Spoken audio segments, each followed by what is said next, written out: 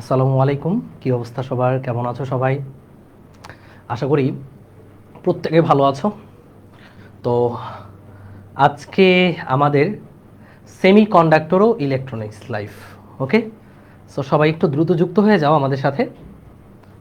লাইভটা শুরু হয়ে গিয়েছে এবং বন্ধুদেরকে মেনশন করে দাও। তোমাদের সাথে পদার্থবিজ্ঞানের সর্বশেষ অধ্যায়টি নিয়ে আমারই দেখা হলো। আর ইনশাল্লাহ এই অধ্যায়টি শেষ হলে তোমাদের ফিজিক্সের 14টি অধ্যায় আমরা শেষ করলাম, মানে শেষ হবে। এবং এই 14টি অধ্যায়ে তোমাদেরকে যা যা পড়ানো হয়েছে এইচএসসি তে এর বাইরে কিছু আসবে না। ইভেন এই ক্লাসগুলো যারা করেছো দেখবে অ্যাডমিশনের রেসেও তারা অনেকটা এগিয়ে থাকবে। বিশেষ করে তোমাদের যেই ক্লাসগুলো আমি নিয়েছি সেগুলো কিন্তু অ্যাডমিশনের ফ্লেভারও দেওয়ার চেষ্টা করেছি। সো অ্যাডমিশনের ক্লাস আশা করি তোমরা করেছো, মানে অ্যাডমিশনের কোয়েশ্চেনও তোমাদেরকে করেছি, সেটা তোমরা দেখেছো। সো আজকে আমাদের তো একই ধারাবাহিকভাবে আমরা এই ক্লাসটাও সাজিয়েছি যে সেমি কন্ডাক্টর ও ইলেকট্রনিক্স তোমাদেরকে এমনভাবেই আমি পড়ায় দিব, এমনভাবে গুছিয়ে দিব যেন এই অধ্যায় থেকে এইচএসসি অ্যাডমিশন যেখানেই যে প্রশ্ন আসুক তুমি সেটা ডিল করতে যেন পারো। তো সবাই একটু দ্রুত লাইভটাতে যুক্ত হয়ে যাও। আর হ্যাঁ, এর মধ্যে আমাদের সাথে অনেকে যুক্ত হয়েছো, দ্যাটস গ্রেট। সো একটু যারা যে সকল বন্ধুরা এই গ্রুপে আছে তোমাদের তাদেরকে মেনশন করে জানাও যে ক্লাসটা শুরু হয়ে গেছে, কারণ ক্লাসের শিডিউলটা আমরা কিন্তু আজকে একটু পিছিয়েছি, একটু আগিয়ে দিয়েছি, তাই না?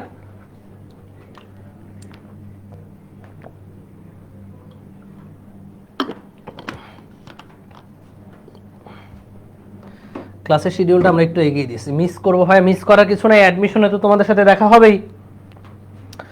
তোমাদের কাছ থেকে এখন আমাদের একটাই প্রত্যাশা, যেন এইচএসসিতে একটা ভালো ফলাফল আসে তোমাদের। এইচএসসিতে একটা ভালো ফলাফল আসলে অ্যাডমিশনে যে কোনো জায়গায় যেন তুমি কমফোর্টেবলি এক্সাম দিতে পারো, যে কোনো জায়গায় যেন তুমি ফর্ম টানতে পারো। সো এটাই হচ্ছে তোমাদের কাছে আমাদের প্রত্যাশা এখন। সো আমরা আমাদের তরফ থেকে যেটুকু করার, যতটা এফোর্ট দিয়ে করার আমরা সেটা করেছি। তোমাদেরকে খুব সুন্দর গোছানো কন্টেন্ট উপহার দেওয়ার চেষ্টা করেছি আমরা। এখন আমরা তো আমাদের তরফ থেকে 100% দিয়েছি, তোমাদের তরফ থেকে এখন 100% আসার পালা। এবং সেটা আসবে তখনই যখন তুমি এইচএসসিতে একটা সুন্দর ফলাফল করবা। বিশ্বাস করো, যখন এই গ্রুপের শিক্ষার্থীরা A+ পাবে, সকল বিষয়ে A+ পাবে, তখন আমাদের এই এফোর্টটুকু আমাদের গর্বিত করবে। তখন মনে হবে যে না, জীবনে আসলেই অনেক অনেক শিক্ষার্থীর উপকার করতে পেরেছি। এবং এই শিক্ষার্থীদের উপকার করাই কিন্তু আমাদের লক্ষ্য। দেখো, আমি একজন টেক্সটাইল ইঞ্জিনিয়ার, বুটেক্স থেকে পাশ করেছি, বাট আমি আমার লাইফটাকে এখন কিন্তু এখানেই দিয়েছি, বন্দি পাঠশালাতেই দিয়েছি। এবং আমি এখন পর্যন্ত ডিটারমাইন্ড যে অন্য কোনো চাকরি আমি করব না, অন্য কোনো চাকরির জন্য কোনো প্রিপারেশন আমি নিব না। আমি যা করতেছি ফিজিক্স নিয়েই করতেছি। ফিজিক্সে যে পিএইচডি করতেছি ব্যাপারটা এমন না, ইন্টারের বাচ্চাদের ফিজিক্সের জন্য প্রস্তুত করছি যেন তারা বেটার একটা অপরচুনিটি পায়। Engineering admission, varsity admission, HSC, এগুলোতে যেন সে ভালো করে ফিজিক্সে, এই ব্রত নিয়ে কাজ করে যাচ্ছি। সো আমাদের এই কাজটা তখনই সাফল্যমণ্ডিত হবে যখন তোমরা একটা ভালো ফলাফল করবা এইচএসসিতে, ধারাবাহিকভাবে অ্যাডমিশনেও। তো এই অ্যাডমিশনে যাওয়ার আগের ধাপটা তো এইচএসসি। তো এইচএসসিতে মাস্ট তোমার ভালো করা উচিত, ভালো করতে হবে, সেই প্রত্যয়ে কিন্তু কাজ করে যাচ্ছি। তো এই কাজটুকু তোমরাও করবা। আচ্ছা ভাইয়া, সবাই নাকি বলে এই অধ্যায়ে নাকি আইসিটির 3rd অধ্যায়ের মতো। হ্যাঁ, ICT 3rd order logic gate আছে, বাট আমি তোমাদেরকে একটু ডিসকারেজ করব এই অধ্যায় থেকে। যদি আমি 2023 সালে, আচ্ছা আমরা একটু পড়াশোনায় ঢুকে যাই। হ্যাঁ, যদি আমি 2023 সালের কোয়েশ্চেনগুলো দেখি, দেখো ম্যাথমেটিক্যাল কোয়েশ্চেন এটা, তারপরে এইখানে হচ্ছে তোমার এক্সপ্লেইনিং কোয়েশ্চেন, এক্সপ্লেনেশনাল কোয়েশ্চেন মানে ব্যাখ্যামূলক কোয়েশ্চেন। সো ব্যাখ্যামূলক কোয়েশ্চেন আসলে এই অধ্যায় থেকে অ্যান্সার কইরো না, কারণ ব্যাখ্যামূলক কোয়েশ্চেনে তুমি সলিড বা চাক্কা মার্কটা পাবা না। তো চাক্কা মার্ক পেতে হলে ম্যাথমেটিক্যাল কোয়েশ্চেন অ্যান্সার করতে হয়। তো ম্যাথমেটিক্যাল কোয়েশ্চেন যেগুলো, সেগুলো অ্যান্সার করবা। সো এই অধ্যায়ে ব্যাখ্যামূলক কোয়েশ্চেন আসলে আমি ডিসকাস করছি উত্তর করার জন্য, বাট যদি ম্যাথমেটিক্যাল কোয়েশ্চেন আসে, এই যে ট্রানজিস্টরের এই প্রশ্নগুলো, তখন ভাই কাঁপায় দিবা। বাট এই অধ্যায়টা থেকে ট্রানজিস্টরের অংশটুকু থেকে ইঞ্জিনিয়ারিং অ্যাডমিশনে অনেক প্রশ্ন আসে, বিশেষ করে বুয়েট অ্যাডমিশন টেস্ট, সিকিউরিট অ্যাডমিশন টেস্টে প্রশ্ন আসে। সো এই ব্যাপারগুলো একটু আমাদের ক্লিয়ার হইতে হবে। হ্যাঁ, এই চ্যাপ্টার থেকে কি একটা সিকিউ কমন আসবে? আসবে। আচ্ছা, ক্লাস আজকে 2 ঘন্টা হবে। আর কালকে হবে 3 ঘন্টা 5 ঘন্টা টোটাল সেমিকন্ডাক্টর প্যাক করে দেব। ওকে, সো আমরা আমাদের ক্লাসটা শুরু করি, আর কথা না বাড়াই। তো সেমিকন্ডাক্টর ইলেকট্রনিক্স পর্ব 1-এ সবাইকে ওয়েলকাম জানাচ্ছি। সবাই মন দিয়ে ক্লাসটা করবা। আর যারা যারা আমাদের অ্যাডমিশন কোর্সগুলোতে এনরোল করো নাই, target DU, target BUET, target DMC enrol করে ফেলো, কারণ এনরোল করলেই বই পাচ্ছ। That's important. হার্ড কপি বই তোমাদেরকে পাঠিয়ে দেওয়া হবে। আর 25 ব্যাচের যারা আছে, 24 ব্যাচের যারা আছে, তারা যদি আমার এমসিকিউ প্রো বইটা কালেক্ট করতে চাও, কালেক্ট করতে পারো বন্দি বাসলা ওয়েবসাইট থেকে। আরও 1000 কপি রিস্টক করা হয়েছে। ওকে, আচ্ছা, আজকে একেবারে শেষ করে দিলে ভালো হইতো। না, আজকে একেবারে শেষ করব না। আচ্ছা, প্রমিত ভাইয়ের ক্লাস করছে, এটা করা লাগবে? একটা করলেই হবে, সমস্যা নেই। প্রমিত গতবার এটা পড়াইছে, আর কেইবে আছে আমাদের। ওকে, সো আমরা শুরু করি লাইভ ক্লাসটা। ওকে, সেমিকন্ডাক্টর ও ইলেকট্রনিক্স। তো প্রথমেই এখানে আসে হোয়াট ইজ ইলেকট্রনিক্স এবং হোয়াট ইজ সেমিকন্ডাক্টর। অধ্যায়টা হচ্ছে দুইটা টপিকের উপর। ওকে, টপিক দুইটা হচ্ছে সেমিকন্ডাক্টর ও কি ভাই, ইলেকট্রনিক্স। সো আমরা আগে সেমিকন্ডাক্টর নিয়ে একটু আলোচনা করি। সেমিকন্ডাক্টর একটু লিখি, সেমিকন্ডাক্টর, তো সেমিকন্ডাক্টর আসলে কি? এই যে সেমিকন্ডাক্টরটা লিখলাম, এটা আসলে কি ভাইয়া? বিদ্যুৎ পরিবহন করার উপর নির্ভর করে ম্যাটেরিয়ালকে 3 ভাগে ভাগ করা যায়: পরিবাহী, অপরিবাহী আর অর্ধপরিবাহী। সো আমি একটু লিখি, আমরা কি কি লিখি, মানে হচ্ছে 3টা প্রকার লিখি। পদার্থের 3টা প্রকার বিদ্যুৎ পরিবহনের উপর নির্ভর করে। একটা হচ্ছে পরিবাহী যে ইলেকট্রন পরিবহন করে বা ইলেকট্রন ফ্লো করতে পারে এর ভেতর দিয়ে, যেমন তামা, তারপর হচ্ছে সিলভার, এগুলো কি ভাই পরিবাহী। তো এই যে পরিবাহী, এই পরিবাহীর রোধ কত, আপেক্ষিক রোধ কত? পরিবাহীর আপেক্ষিক রোধ, এই ইনফরমেশনগুলো ইম্পর্টেন্ট। আপেক্ষিক রোধ হচ্ছে 10⁻⁸ ওহম মিটার, এই লেভেলের। ওকে, এটা হচ্ছে পরিবাহীর আপেক্ষিক রোধ। রোধ বলতে বোঝায় বাধা। কিসের বাধা? ইলেকট্রন পরিবহনে বাধা। তো পরিবাহীর মধ্য দিয়ে যখন ইলেকট্রন যাবে, সেখানে বাধা হয় 10⁻⁸, যেটা অনেক কম। বাধার পরিমাণটা অনেক কম, ফলে ইলেকট্রন সহজে ফুররুত করে যাইতে পারে পরিবাহীর মধ্যে দিয়ে, এই কারণে এটা পরিবাহী। এরপর আছে অপরিবাহী বা কুপরিবাহী বলে অনেকে, ইংলিশে বলে ইনসুলেটর। এইটার আপেক্ষিক রোধ হচ্ছে 10⁻16 ওহম মিটারের। বাপরে বাপ, কি বিশাল একটা নাম্বার, তাই না? 10⁻16 ওহম মিটার লেভেলের। এখানে বিশাল বাধা। এই বাধা অতিক্রম করে ইলেকট্রন যাইতে পারে না। যেহেতু ইলেকট্রন ফ্লো হইতে পারে না, এই কারণে এটার নাম অপরিবাহী বা ইনসুলেটর। যেমন রাবার, কাঠ, এগুলো ইনসুলেটর। এগুলোর মধ্যে দিয়ে এত বাধা, রোধ মানেই বাধা, এত বাধা যেমন ইলেকট্রন যেতে পারতেছে না, এর নামের জন্য অপরিবাহী। এই দুইটার মাঝামাঝি একটা জিনিস আছে, যার নাম হচ্ছে অর্ধপরিবাহী। একটু লিখো, অর্ধপরিবাহী। ওকে, এই যে অর্ধপরিবাহী, এটার আপেক্ষিক রোধটা জানতে হবে। এটার আপেক্ষিক রোধ হচ্ছে 10⁻⁵ ওহম মিটার থেকে 10⁸ ওহম মিটার লেভেলের। এটা হচ্ছে অর্ধপরিবাহীর আপেক্ষিক রোধের রেঞ্জ। মানে অর্ধপরিবাহী রোধটা 10⁻⁵ ওহম মিটার, মানে এত ক্ষুদ্র হইতে পারে, আবার 10⁸ ওহম মিটার, এত বেশিও হইতে পারে। তো যখন অর্ধপরিবাহী রোধ এইটা, তখন এটা অপরিবাহীর মতো আচরণ করে। আর যখন অর্ধপরিবাহী রোধ এইটা, তখন এটা পরিবাহীর মতো আচরণ করে। তাহলে ভাই একটা জিনিস খেয়াল করে দেখো, একমাত্র ম্যাটেরিয়াল যেটা পরিবাহী অপরিবাহী দুই রূপেই বিরাজ করতে পারে। যেমন আমরা বলি না, ছলনাময়ী নারী, তার একটা ভালো রূপ আছে, আবার খারাপ রূপও আছে। ঠিক একইভাবে অর্ধপরিবাহীর দুইটা রূপ আছে। একটা হলো সে পরিবাহী রূপেও আচরণ করতে পারে যখন তার আপেক্ষিক রোধ 10⁻⁵ মানে কম, আর যখন তার আপেক্ষিক রোধ বেশি 10⁸, তখন অপরিবাহীর মতো আচরণ করে। তাহলে এই যে একমাত্র ম্যাটেরিয়াল যার নাম অর্ধপরিবাহী বা সেমিকন্ডাক্টর, এটার ইংলিশ হচ্ছে সেমি কন্ডাক্টর। আমরা এই সেমি কন্ডাক্টরকে আমার যখন মন চায় আমার মনের খুশি মতো পরিবাহী রূপেও ব্যবহার করতে পারবো। আমার মন চাইলো যে না আমি পরিবাহী রূপে ব্যবহার করতে চাই না, তখন আমি এটাকে অপরিবাহী রূপেও ইউজ করতে পারবো বর্তনীতে। তাহলে এটা দুইটা ধর্ম আছে, দ্বৈত ধর্ম আছে। এই কারণে this is a important material. অর্ধপরিবাহী একটা ইম্পর্টেন্ট জিনিস, কারণ আমার মন চাইলে আমি সেটা পরিবাহী হিসেবে ইউজ করতে পারি, আমি মন চাইলে অপরিবাহী হিসেবে ইউজ করতে পারি। তাহলে যেহেতু এই একটা জিনিসকে দুইভাবে ইউজ করা যাবে, দুই লেভেলে ইউজ করা যাবে, এই কারণে দিস ইজ ইম্পর্টেন্ট। এবং এই কারণে আমাদের এই চ্যাপ্টার সেমিকন্ডাক্টর। কথা কি ক্লিয়ার? এখন আমাদের আসলে জানতে হবে কখন কখন অর্ধপরিবাহীটা পরিবাহীতে রূপান্তর হয়, কখন কখন বা কোন শর্তে অর্ধপরিবাহীটা অপরিবাহীর মতো আচরণ করে। এই ব্যাপারগুলো নিয়ে অ্যানালাইসিস মানে হচ্ছে আমাদের এই চ্যাপ্টারটা। আশা করি তোমাদেরকে আমি বুঝাতে পেরেছি এই ব্যাপারটা। অর্ধপরিবাহী কেন ইম্পর্টেন্ট এটা বুঝাইলাম, কারণ এটা দ্বৈত ধর্ম আছে।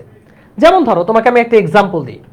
তোমার মনে হলো যে ভাইয়া এখানে একটা লাইট আছে, আমি চাচ্ছি এই লাইটটা মাঝে মাঝে জ্বলুক। আচ্ছা দেখো, এইখানে যদি আমি একটা ব্যাটারি দেই তাহলে এই লাইটটা জ্বলবে, তাই না? এই লাইটটা আলো দিবে।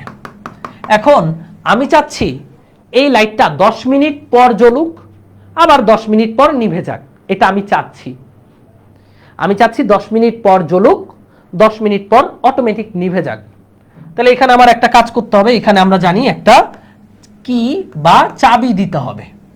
তো চাবিটা যদি ক্লোজ থাকে লাইটটা জ্বলবে, চাবিটা ওপেন হলে লাইটটা নিভে যাবে, তাই না? কারণ এই চাবিটা তো আমার ম্যানুয়ালি মানে হাত দিয়ে ওপেন করতে হবে, অটোমেটিকলি হচ্ছে না। তো আমি অটোমেটিক করার জন্য একটা সিস্টেম করব। আমি এখানে একটা অর্ধপরিবাহী লাগাই দিব, একটা অর্ধপরিবাহী দিয়ে দিব। সাপোজ এখানে একটা অর্ধপরিবাহী দিলাম, সাপোজ এখানে আমি একটা সেমি কন্ডাক্টর সেট করলাম, এরপর একটা লাইট। এখন আমি সেমি কন্ডাক্টরটা এমনভাবে ফাংশন করলাম যেন 10 মিনিট এটা কন্ডাক্টরের মতো আচরণ করে, আবার পরবর্তী 10 মিনিট ইনসুলেটর বা অপরিবাহীর মতো আচরণ করে। তাহলে দেখো যখন এটা কন্ডাক্টর রূপে আচরণ করবে তখন লাইটটা জ্বলবে, 10 মিনিট পর এটা অটোমেটিক ইনসুলেটর বা অপরিবাহীর মতো আচরণ করলে লাইটটা নিভে থাকবে। আচ্ছা তোমাদের কখনো মনে হয় না, যাদের বাসা রাজশাহী তারা ভালো বুঝতে পারবা, যে রাজশাহীতে প্রত্যেকটা রাস্তায় রাস্তায় অনেক সুন্দর লাইট দেয় যেগুলো সন্ধ্যার পর জ্বলে ওঠে, অ্যাট এ টাইম একসাথে সবগুলো লাইট, হাজার হাজার লাইট জ্বলে ওঠে। ইভেন বিভিন্ন যে হাইওয়ে রাস্তা সেখানেও দেখবা রাতের বেলায় বা যে মাওয়া যে পদ্মা সেতুর উপর হাজার হাজার লাইট, তাই না? এই লাইটগুলো সন্ধ্যার পর অটোমেটিক সব জ্বলে ওঠে। নাকি কেউ একজন আছে যে সন্ধ্যার পর যায় প্রত্যেকটা লাইট অন করে দেয় সুইচ দিয়ে? এরকম হয় না, অটোমেটিক জ্বলে ওঠে। এটা কিভাবে ফাংশন করা? অর্ধপরিবাহী দিয়ে। অর্ধপরিবাহী মনে করো দিনের এমনভাবে ফাংশন করা যে দিনের বেলায় অর্ধপরিবাহীটা অপরিবাহী রূপে থাকবে, কারেন্ট যাবে না, লাইটও জ্বলবে না। কিন্তু সন্ধ্যার পর অর্ধপরিবাহীটা পরিবাহী রূপে আচরণ করবে, তখন কারেন্ট যাবে, লাইটও জ্বলা শুরু হবে। এভাবেই অর্ধপরিবাহী আমাদের কাজগুলোকে ইজি করে দিচ্ছে। That's why this is important, কখন অর্ধপরিবাহী পরিবাহী রূপে আচরণ করে, কখন অর্ধপরিবাহী অপরিবাহী রূপে আচরণ করে। আমি কি ইম্পর্টেন্সটা বুঝাইতে পারছি? রাজশাহীতে বাসা অনেক দেখেছি। হ্যাঁ, রাজশাহী অনেক জোস একটা এলাকা, শ্বশুর বাড়ির জন্য জোস। আমার শ্বশুর বাড়ি রাজশাহীতে। ওকে, সো আশা করি বুঝতে পেরেছো সেমিকন্ডাক্টরের মর্মার্থ। এখন ভাই বুঝলাম সেমিকন্ডাক্টর কি এবং এটা নিয়ে কেন পড়তে হবে, বাট ইলেকট্রনিক্স বিষয়টা কি? ইলেকট্রনিক্স মানে কি মোটর? ইলেকট্রনিক্স মানে কি মানে হচ্ছে ইলেকট্রিকের দোকান নাকি? না, এই ব্যাপারটা একটু বুঝতে হবে। ইলেকট্রনিক্স মানে কি? ইলেকট্রনিক্স মানে হচ্ছে, একটু লিখো, ভ্যাকিউম মানে শূন্য মাধ্যম বা সেমিকন্ডাক্টরের মধ্য দিয়ে, কন্ডাক্টর মানে অর্ধপরিবাহী, এর মধ্যে দিয়ে ইলেকট্রনের ফ্লো, ইলেকট্রনের প্রবাহ নিয়ে আলোচনা করা হয়। প্রবাহ নিয়ে যে শাখায় আলোচনা করা হয় তাকে বলা হয় ইলেকট্রনিক্স। যে শাখায় আলোচনা করা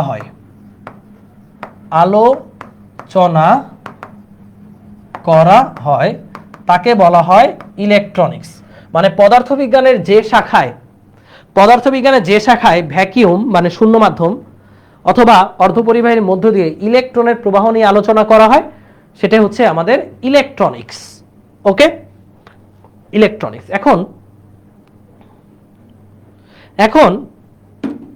দেখো, এখন এই যে ইলেকট্রনিক্স ভ্যাকিউম কোত্থেকে আসলো?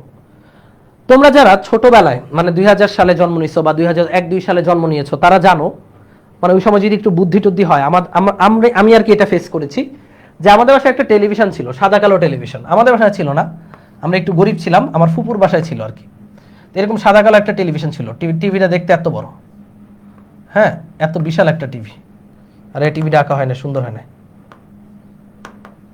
এই দেখো এত বড় একটা টিভি ছিল, টিভি কম্পিউটার, বিশাল বিশাল টিভি কম্পিউটার ছিল, মনে আছে? জীবনে দেখছো এরকম? এই যে টেলিভিশন এরকম ছিল, পিছনে একটা বাক্সের মতো ছিল, কম্পিউটার এরকম বিশাল ছিল। কেন ছিল? এই টিভিটা ভাঙলে দেখবা পুরাতন ইলেকট্রনিক্সের দোকানে টিভিটা যদি খোলস সরাও, এখানে একটা টিউবের মতো পাবা বিশাল। এই টিউবটাকে বলা হয় ভ্যাকিউম টিউব, বা আমাদের ভ্যাকিউম টিউবই বলে এটাকে, ভ্যাকিউম টিউব। এই ভ্যাকিউম টিউব কেন ইউজ করা হতো? এই ভ্যাকিউম টিউবের কারণে ইলেকট্রিক্যাল যে জিনিসপত্র সেগুলো বড় ছিল। কেন ইউজ করা হতো ভ্যাকিউম টিউব? প্রশ্ন আসতে পারে না, মনে আসতে পারে না? কারণ ভাই এই ভ্যাকিউম টিউবটা হচ্ছে শূন্য, এই জায়গাটা শূন্য মাধ্যম। তো শূন্য মাধ্যম কেন ইউজ করা হইতো? এখানে একটা সাপোজ ব্যাটারি দিলাম, প্লাস মাইনাস। শূন্য মাধ্যম কেন ইউজ করা হতো? এর কারণ আমি যখন ইচ্ছা তখন এই জায়গাটা আমি ইলেকট্রন ফ্লো করাইতে পারবো, আবার আমার মন না চাইলে আমি ইলেকট্রন ফ্লো করাবো না। তার মানে আমি ইলেকট্রন ফ্লো নিয়ন্ত্রণ করতে পারি। ভ্যাকিউমের মধ্যে দিয়ে আমি ইলেকট্রনের ফ্লো নিয়ন্ত্রণ করতে পারি। একটু লিখে নাও, যা যা লিখি তা লিখে নাও, নিয়ন্ত্রণ করা যায়। তো ইলেকট্রন ফ্লো নিয়ন্ত্রণ করা গেলে মাঝে মাঝে এই ভ্যাকিউম টিউবটাকে আমরা পরিবাহী হিসেবে ইউজ করতে পারবো। মানে যখন ইলেকট্রন যাবে তখন পরিবাহী রূপে আচরণ করবে, আর মাঝে মাঝে আমার যখন মন চাইবে না বা আমার যখন দরকার নাই তখন আমি এটাকে অপরিবাহী রূপেও ইউজ করতে পারবো, কারণ জায়গাটা ফাঁকা, ইলেকট্রন যেতে পারবে না। সেই কারণে তখন ভ্যাকিউম টিউব ইউজ করা হইতো। বাট ইন ফিউচার মানে পরবর্তীতে এই ভ্যাকিউম টিউবের এই কাজটা মানে ইলেকট্রনের ফ্লো নিয়ন্ত্রণ করার কাজটা আমি সেমিকন্ডাক্টর দিয়ে করা শুরু করেছি, বা বিজ্ঞানীরা সেমিকন্ডাক্টর দিয়ে এই ইলেকট্রনের ফ্লোটা নিয়ন্ত্রণ করে। কারণ একটু আগে বলছি সেমিকন্ডাক্টরকে তুমি চাইলে পরিবাহী আবার চাইলে অপরিবাহী, অর্থাৎ তুমি ইলেকট্রনের ফ্লো দিতে পারবা আবার ইলেকট্রনের ফ্লো স্টপও করে দিতে পারবা। তাহলে ইলেকট্রনের ফ্লো নিয়ন্ত্রণ করা যায় সেমিকন্ডাক্টর দিয়ে। তো এই ভ্যাকিউম টিউবের জায়গাটা সেমিকন্ডাক্টর দখল করার কারণে আমাদের এই মডার্ন স্মার্ট টিভিগুলা, এই যত এলইডি টিভি আসতেছে সবগুলো পাতলা হয়ে গেছে, কারণ এখানে সেমিকন্ডাক্টর ইউজ করা হয়েছে এবং ভ্যাকিউম টিউবের কাজটা সেমিকন্ডাক্টর করে দিছে। বুঝতে পারছো? সহজ কথা, সেমিকন্ডাক্টর বা ভ্যাকিউম টিউব এর কাজ একই, ইলেকট্রনের ফ্লো নিয়ন্ত্রণ করা। এই যেখানে লিখে দিচ্ছি ইলেকট্রন ফ্লো নিয়ন্ত্রণ করা। যখন মন চাচ্ছে ইলেকট্রন ফ্লো করাতে পারতেছি, যখন মন চাচ্ছে ইলেকট্রন ফ্লো হচ্ছে না, মানে আমাদের সুবিধা অনুযায়ী আমি ইলেকট্রনের ফ্লো অন অফ রাখতে পারছি। এই কাজটা ভ্যাকিউমের জায়গায় পরবর্তীতে কে করলো? সেমিকন্ডাক্টর করলো। এই কারণে আমরা ভ্যাকিউম টিউবকে সেমিকন্ডাক্টর দ্বারা রিপ্লেস করে দিলাম। এই কারণে মডার্ন ডিভাইস এখন ছোট হয়ে আসতেছে, স্মলার থেকে স্মলার হয়ে আসতেছে। কথা কি বুঝতে পারছো? এখন এই সেমিকন্ডাক্টর দিয়ে আমি কি এমন বানাইছি যেটাতে ইলেকট্রন ফ্লো নিয়ন্ত্রণ করা যায় না, এই ব্যাপারগুলো আমাদের এই অধ্যায়ে জানতে হবে। হ্যাঁ, কিভাবে করতেছে এই কাজ? এই যে মনিরুল ইসলাম খুব সুন্দর একটা প্রশ্ন করেছো, কিভাবে করতেছে এই কাজ? আমরা মূলত এই অধ্যায়ে শিখবো ইলেকট্রন ফ্লো কিভাবে স্টপ করা যায়, ইলেকট্রন ফ্লো কিভাবে রান করা যায়। এই কাজটাই আমরা এই অধ্যায়ে শিখবো। বুঝছো? এই কিভাবে করতেছে এই কাজ, এই ব্যাপারটাই আমরা এই অধ্যায়ে আলোচনা করব, যে how to control the flow of electron. এটাই হচ্ছে আমাদের কোয়েশ্চেন বাই সেমিকন্ডাক্টর। এটি লিখে নাও, এই কোয়েশ্চেনের উত্তর পেতে পেতে আমরা অনেক কিছু শিখে ফেলবো। The question is how to control the flow of electron through THROUGS semiconductor. আচ্ছা, তুমি আমাকে একটা প্রশ্ন উত্তর দাও তো, কন্ডাক্টরের মধ্যে দিয়ে কি ইলেকট্রন ফ্লো নিয়ন্ত্রণ করা যায়? পরিবাহীর মধ্যে দিয়ে ইলেকট্রন ফ্লো কি নিয়ন্ত্রণ করা যায়? বলো, পরিবাহীর মধ্যে দিয়ে ইলেকট্রন ফ্লো নিয়ন্ত্রণ করা যায়? বলেন, কেন যায় না বলেন তো, একটু কমন সেন্সে বলেন, সমস্যা নেই। পরিবাহী পরিবাহীর মধ্যে দিয়ে ইলেকট্রন ফ্লো নিয়ন্ত্রণ করা যায়। আমি যদি চাই যে ইলেকট্রন যাইতে দিব না পরিবাহীর মধ্যে দিয়ে, এটা সম্ভব? সম্ভব। কেমনে?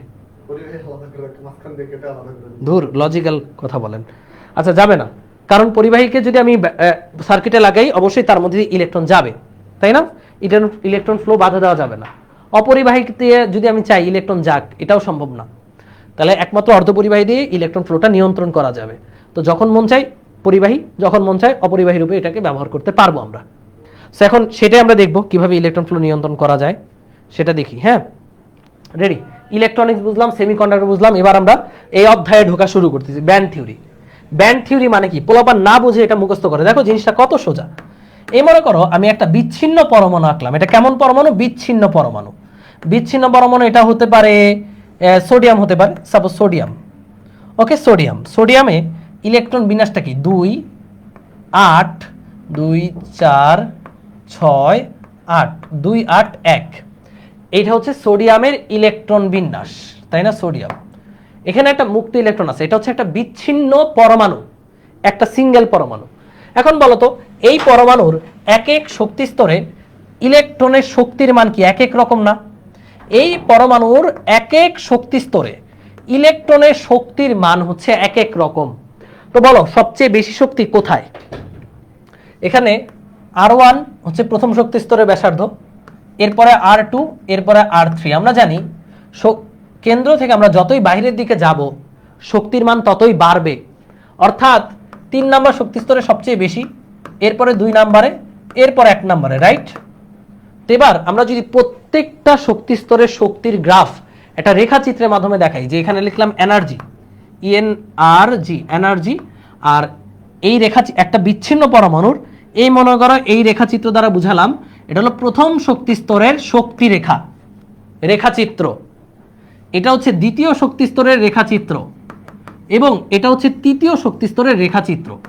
ভাই এটা দ্বারা বোঝাচ্ছে যে যতই আমরা উপরের দিকে যাচ্ছি ততই শক্তির মান বাড়তেছে। তার মানে এখানে আমরা এক্স অক্ষে লিখব নিউক্লিয়াসের কিনারা, নিউক্লিয়াসের কিনারা, কথাটা বুঝো, নিউক্লিয়াসের কিনারা। তো নিউক্লিয়াসের কিনারা থেকে আমরা যতই বাহিরের দিকে যাচ্ছি, যে এন এর মান 1 শক্তির মান এখানে, এন এর মান 2 শক্তি আরেকটু বেশি, এন এর মান 3 শক্তি আরেকটু বেশি। নিউক্লিয়াসের কিনারা থেকে যতই আমরা বাহিরের দিকে যাচ্ছি এনার্জির মান ততই বাড়তেছে। এবং রেখাচিত্রের মাধ্যমে যে এটাকে প্রেজেন্ট করে এটাকে বলা হয় শক্তি রেখাচিত্র। শক্তির রেখাচিত্র, এটা কিন্তু ব্যান্ড না, এটা হচ্ছে শক্তির রেখাচিত্র। একটু লিখে নাও, এটা একটা বিচ্ছিন্ন পরমাণুর জন্য শক্তির রেখাচিত্র। ভাই ব্যান্ড কি? What is band? আমরা কি শক্তির রেখাচিত্র বুঝতে পারছি? হ্যাঁ, শক্তি রেখাচিত্র বুঝতে পারছি যে একটা বিচ্ছিন্ন পরমাণুর প্রত্যেকটা শক্তি স্তরের শক্তি আমি যদি একটা রেখা দ্বারা প্রেজেন্ট করি এটাকে বলা হয় পরমাণুর শক্তির রেখাচিত্র, শক্তির রেখাচিত্র, তাই না? এবার এই যে শক্তির রেখাচিত্র, এখান থেকে ব্যান্ড থিওরি কেমনে আসলো সেটাই তোমাদেরকে আমি বুঝাবো। ওকে, শক্তি রেখাচিত্র থেকে ব্যান্ড থিওরি কিভাবে আসলো? দেখো ভাই, এটা তো একটা বিচ্ছিন্ন পরমাণু, বাট অ্যাকচুয়ালি কি পরমাণুগুলো বিচ্ছিন্ন অবস্থায় থাকে? বলো, পরমাণুগুলো বিচ্ছিন্ন অবস্থায় থাকে? পরমাণুগুলো বিচ্ছিন্ন অবস্থায় থাকে? থাকে না। এটা মনে করো সোডিয়ামের একটা ক্যালাস, ক্যালাসের মধ্যে থাকবে। এই মনে করো এখানে অসংখ্য সোডিয়াম পরমাণু আছে, এই হচ্ছে সোডিয়াম পরমাণু, এরকম অসংখ্য সোডিয়াম পরমাণু এখানে আছে, একটার পর একটা সোডিয়াম পরমাণু এখানে আছেই, অসংখ্য সোডিয়াম পরমাণু এখানে আছে। সোডিয়াম তো ভাই ক্যালাসের মধ্যে থাকে, তাই না? এইগুলো মনে করো এক একটা সোডিয়াম পরমাণু, এগুলো মনে করো এক একটা সোডিয়াম পরমাণু। ওকে, কল্পনা করো যে এক একটা সোডিয়াম পরমাণু, এখানে কোটি কোটি সোডিয়াম পরমাণু আছে, কোটি কোটি সোডিয়াম পরমাণু আছে। ওকে, কোটি কোটি সোডিয়াম পরমাণু আছে। যদি আমি 3 4 12টা সোডিয়াম পরমাণু দিয়ে কাজ সারছি, ক্যালাসের মধ্যে নর্মালি সোডিয়াম পরমাণুগুলো আছে, ক্যালাসই তো থাকবে, বিচ্ছিন্ন তো আর থাকবে না। এবার এই যে শেষের শক্তি স্তরটা চিন্তা করো, যে এইখানে একটা ইলেকট্রন আছে, এই ইলেকট্রনটা শেষ শক্তি স্তরে ঘুরতেছে, এখানে ইলেকট্রন আছে, এখানে আছে, এখানে আছে, এখানে আছে, এখানে আছে, এখানে আছে, প্রত্যেকটার শেষ শক্তি স্তরে ইলেকট্রনগুলো আছে এবং তারা নিজ নিজ কক্ষপথে ঘুরতেছে।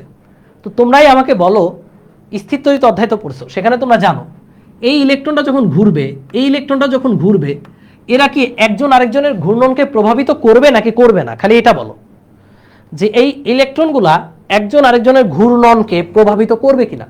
এরা খুব কাছাকাছি ক্যালাসের মধ্যে আছে, তো এক এক শক্তিস্তরের ইলেকট্রন দ্বারা আরেক শক্তিস্তরের ইলেকট্রন প্রভাবিত হবে নাকি হবে না, হওয়া উচিত নাকি না, বলো, তোমরাই বলো, যেটা কি হওয়া উচিত, প্রভাবিত করা উচিত নাকি না, নাকি না যে ওর মতো ঘুরতেছে আমি আমার মতো ঘুরবো। অবশ্যই করবে ভাই, এটা নেগেটিভ চার্জ, এটাও নেগেটিভ চার্জ, ইলেকট্রন ইলেকট্রন অবশ্যই একে অপরকে প্রভাবিত করবে। এই ইলেকট্রন এই ইলেকট্রন এই ইলেকট্রন এই ইলেকট্রন পুরোটা একটা মাখামাখি অবস্থা হবে, তাই না? প্রভাবিত করবে। প্রভাবিত করলে যেই ঘটনাটা ঘটবে, দেখো যে এটা হচ্ছে 3 নাম্বার শক্তিস্তর। কয় নাম্বার শক্তিস্তর? 3 নাম্বার শক্তিস্তর। জিনিসটা অনেক মজার, কিন্তু একটু পর ফিল করতে পারলে আরো বেশি মজা পাবা ব্যান্ড থিওরিটা। এখানে আমরা দিচ্ছি এনার্জি শক্তিস্তরের এনার্জি, আর এখানে দিই এটা হচ্ছে নিউক্লিয়াসের কিনারা, এখানে কিছু লিখতে হবে না। তো ভাইয়া এবার খেয়াল করি যে এটা হচ্ছে ক্যালাসের জন্য শক্তিস্তর চিত্রটা আঁকবো। ক্যালাসে 3 নাম্বার শক্তিস্তরের এক একটা শক্তিস্তরের শক্তি এক এক রকম হবে।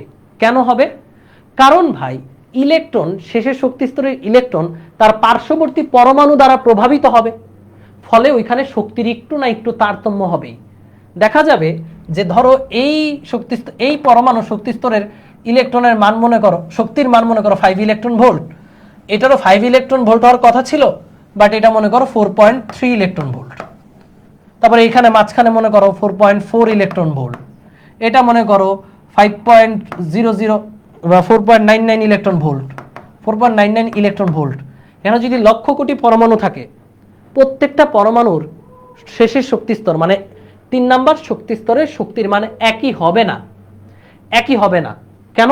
কারণ পার্শ্ববর্তী পরমাণু দ্বারা সে প্রভাবিত হচ্ছে, তাহলে তার শক্তির একটা রেঞ্জ থাকবে। যেমন ধরো এখানে সর্বোচ্চ শক্তির মান 5 ইলেকট্রন ভোল্ট আর সর্বনিম্ন শক্তির মান 4.3 ইলেকট্রন ভোল্ট, আর মাঝখানে যতগুলো পরমাণু আছে এই পরমাণুগুলোর শক্তি এর মাঝেই আছে।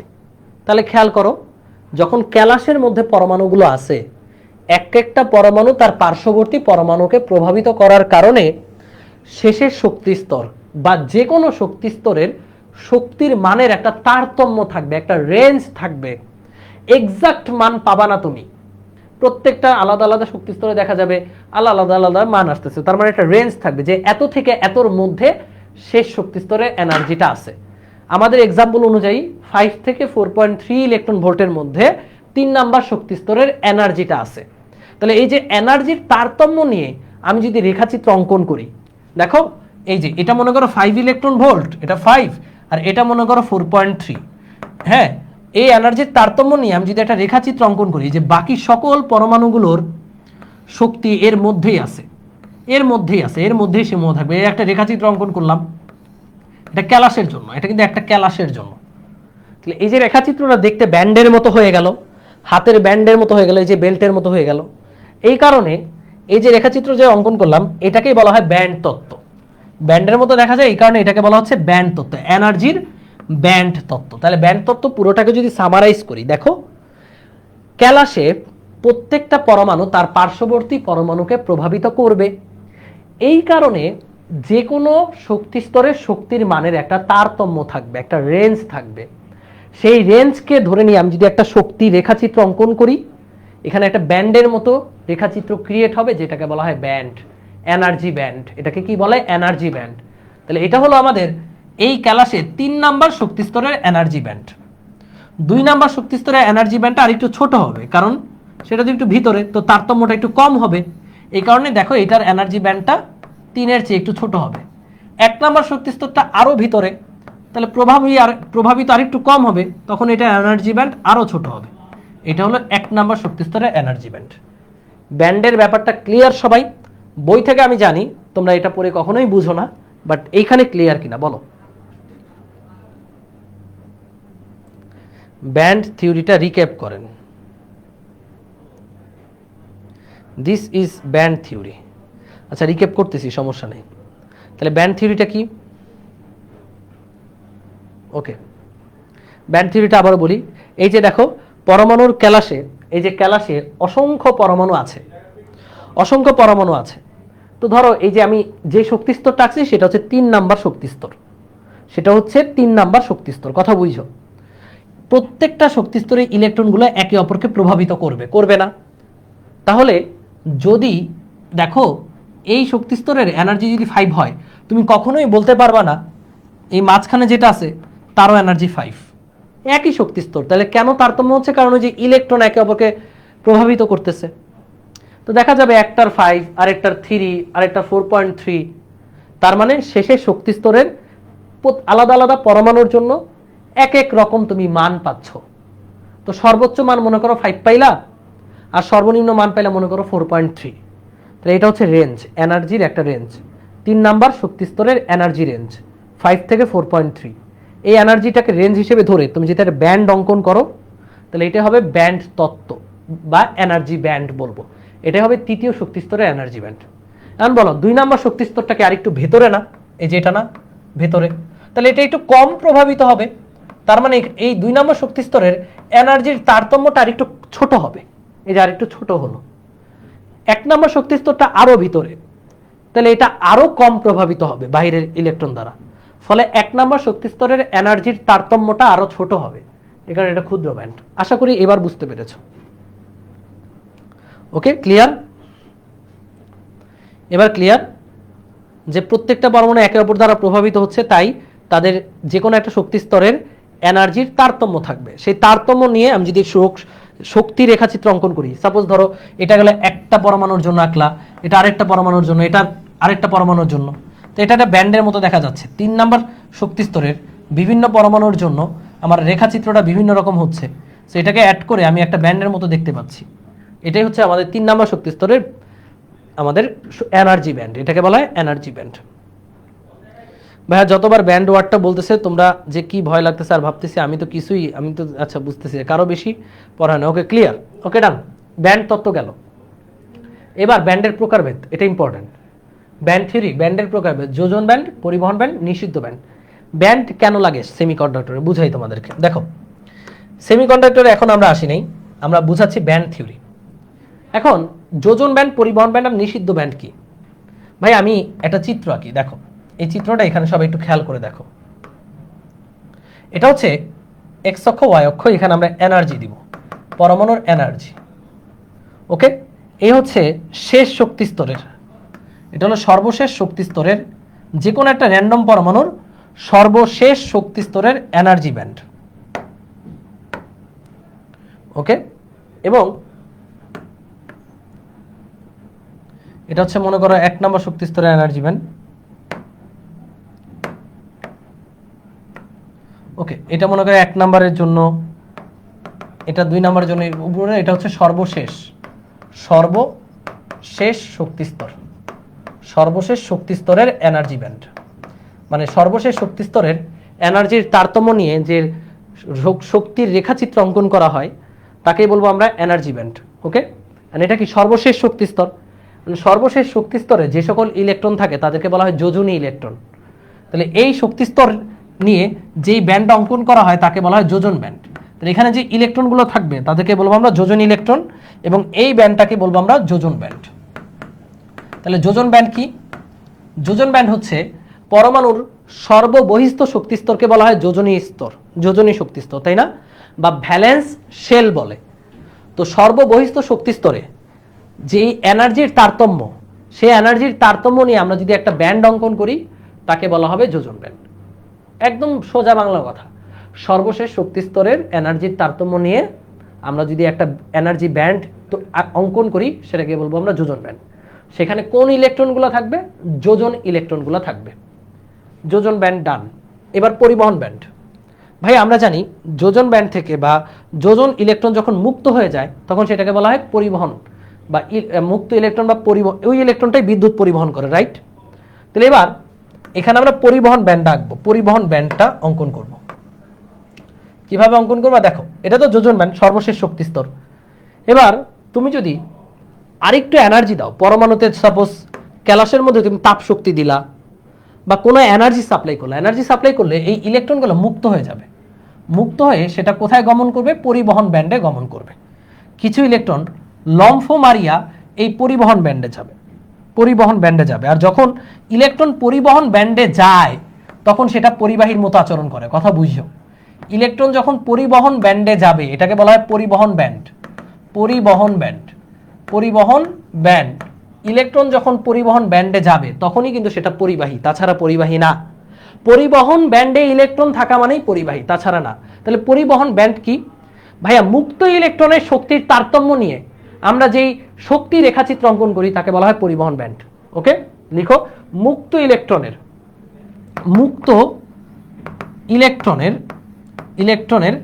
শক্তির তারতম্য নিয়ে, শক্তির তারতম্য বা রেঞ্জ, তারতম্য নিয়ে যে শক্তি রেখাচিত্র অঙ্কন করা হয়, শক্তি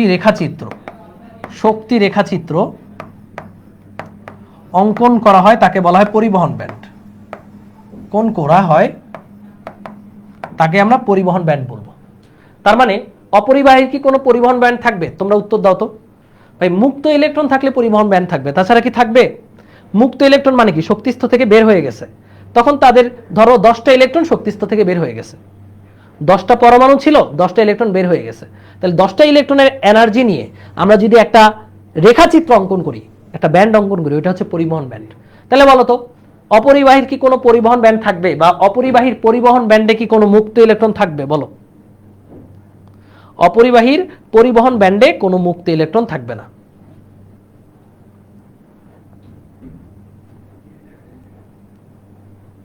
ওকে, যোজন ব্যান্ড, যোজন ইলেকট্রনের শক্তি স্তরে পাল্লা, এই তো সুন্দর কথা বলছে জুনায়েদ। আর পরিবহন ব্যান্ড হচ্ছে মুক্ত ইলেকট্রন, যখন ইলেকট্রন যখন মুক্ত হবে, ইলেকট্রনের শক্তির তারতম্য নিয়ে আমরা যেই ব্যান্ডটা অঙ্কন করি সেটা পরিবহন ব্যান্ড। অপরিবাহীর ক্ষেত্রে পরিবহন ব্যান্ড ফাঁকা। ফাঁকা মানে অপরিবাহীতে পরিবহন ব্যান্ডে কোনো ইলেকট্রন নাই, শেষ। এরপরে নিষিদ্ধ শক্তি ব্যান্ড।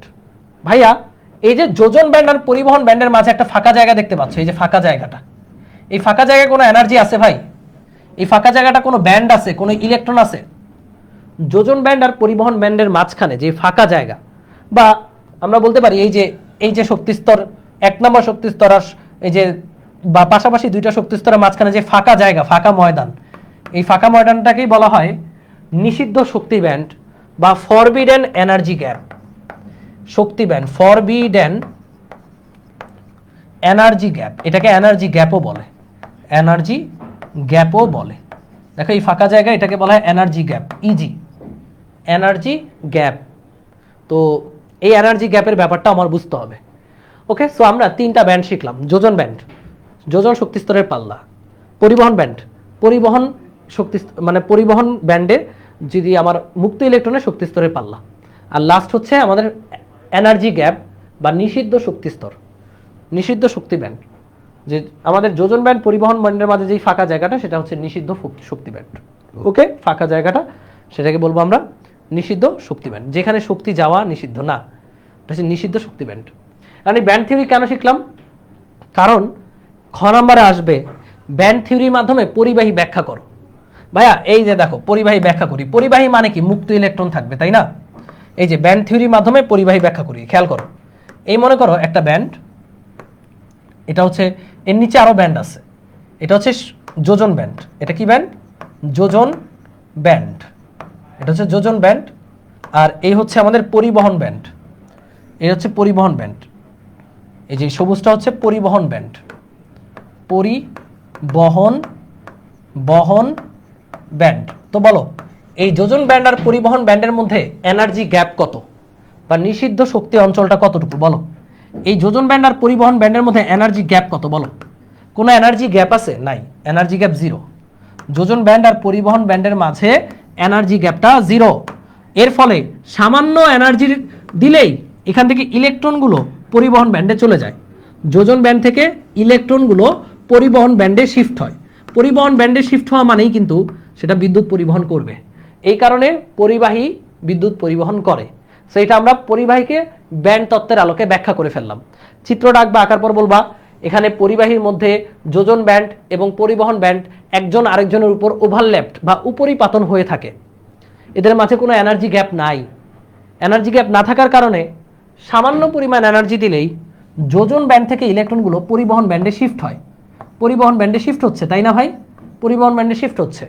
আর পরিবহন ব্যান্ডে ইলেকট্রন আসা মানেই সে বিদ্যুৎ পরিবহন করবে, ফলে এটা পরিবাহী। কথা কি ক্লিয়ার? এই তো উপরিপাতন ঘটে, ইয়েস। যোজন ব্যান্ড আর পরিবহন ব্যান্ডের মধ্যে কোনো জায়গা নেই। এবার অপরিবাহী, এই যে দেখো কেন অপরিবাহী, অপরিবাহী আসলে কেন কেন অপরিবাহী, বিদ্যুৎ পরিবহন করবে না। এই দেখো এই হচ্ছে তার যোজন ব্যান্ড, এই যে এইটা হচ্ছে তার যোজন ব্যান্ড, ওকে, এবং এটা হচ্ছে তার পরিবহন ব্যান্ড, এবং এর মধ্যে গ্যাপটা কত জানো, এখানে বিশাল গ্যাপ, এখানে এনার্জি গ্যাপটা হচ্ছে 6 থেকে 15 ইলেকট্রন ভোল্ট। পরীক্ষায় প্রশ্ন আসবে এটা, 6 থেকে 15 ইলেকট্রন ভোল্ট। তো এখানে যোজন ব্যান্ডে ইলেকট্রন থাকা সত্ত্বেও পরিবহন ব্যান্ডে এত এনার্জি নিয়ে ইলেকট্রন যায় না, পরিবহন ব্যান্ডে এত এনার্জি নিয়ে ইলেকট্রন যেতে পারে না, এটা পারে না, সম্ভব না। এত এনার্জি একটা ইলেকট্রনকে দিলে সে পরিবহন ব্যান্ডে যাবে, সেই জায়গাটা ফাঁকা থাকে, পরিবহন ব্যান্ড ফাঁকা, পরিবহন ব্যান্ড ফাঁকা, ফাঁকা থাকার কারণে, পরিবহন ব্যান্ড ফাঁকা থাকার কারণে ভাইয়া, ফাঁকা থাকার কারণে এটা অপরিবাহী। তাহলে কেমনে বলবা, ব্যান্ড থিওরির মাধ্যমে অপরিবাহী কেমনে ব্যাখ্যা করবা, যে অপরিবাহীর যোজন ব্যান্ডে ইলেকট্রন আছে কিন্তু পরিবহন ব্যান্ডে ইলেকট্রন নাই। যোজন ব্যান্ড থেকে পরিবহন ব্যান্ডে ইলেকট্রন পাঠাইতে হলে বিশাল এনার্জির দরকার, যে এনার্জির পরিমাণটা ম্যাটেরিয়াল ভেদে বা বস্তু ভেদে 6 থেকে 15 ইলেকট্রন ভোল্ট, যেটা বাস্তবিক অর্থে একটা ইলেকট্রনকে দেওয়া সম্ভব না। যার ফলে অপরিবাহী কখনোই পরিবাহীর মতো আচরণ করবে না, পরিবহন ব্যান্ডে কখনোই ইলেকট্রন যেতে পারবে না। সিম্পল হিসাব, সিম্পল হিসাব। এরপরে বলো, এরপরে বলো সেমিকন্ডাক্টর। এই যে আমাদের আসল আলোচনা, ব্যান্ড থিওরি কেন শিখলাম, এই যে সেমিকন্ডাক্টরের ব্যাপারটা দেখো কত মজার একটা জিনিস। সেমিকন্ডাক্টরের জন্য যোজন ব্যান্ড আর পরিবহন ব্যান্ডটা অঙ্কন করি, তাহলে বুঝতে পারবা। এ হচ্ছে যোজন ব্যান্ড সেমিকন্ডাক্টরের, এখানে যোজনী ইলেকট্রনগুলো আছে, হ্যাঁ এখানে যোজনী ইলেকট্রনগুলো আছে, যোজন ব্যান্ড। আর এই হচ্ছে আমাদের পরিবহন ব্যান্ড, এটা হচ্ছে পরিবহন ব্যান্ড। দেখো এদের মধ্যে এনার্জি গ্যাপ কত ছোট, এনার্জি গ্যাপটা দেখা যাচ্ছে। পরিবহন ব্যান্ড, এটার নাম দেওয়া পরিবহন ব্যান্ড। এবং এদের মাঝে যে এনার্জি গ্যাপটা, এই যে এনার্জি গ্যাপটা, এই এনার্জি গ্যাপটা এক এক বইয়ে এক এক রকম লেখা। এটা মোটামুটি, এটা সর্বোচ্চ মনে হয় 0.6 থেকে 1.6 ইলেকট্রন ভোল্ট। একটু ইনফরমেশনটা দেখে নিও, তারপরও বই থেকে, ইসাক স্যারের বই থেকে ইনফরমেশনটা দেখে নিবা, এরকমই হওয়ার কথা। মানে এনার্জি গ্যাপটা অতি বেশিও না আবার অতি কমও না, তার মানে নর্মাল অবস্থায় অর্থাৎ 0 কেলভিন তাপমাত্রায়, পরীক্ষায় প্রশ্ন আসবে 0 কেলভিন তাপমাত্রায় এই পরিবহন ব্যান্ডে কোনো ইলেকট্রন থাকে না, তখন এটা অপরিবাহীর মতো আচরণ করে।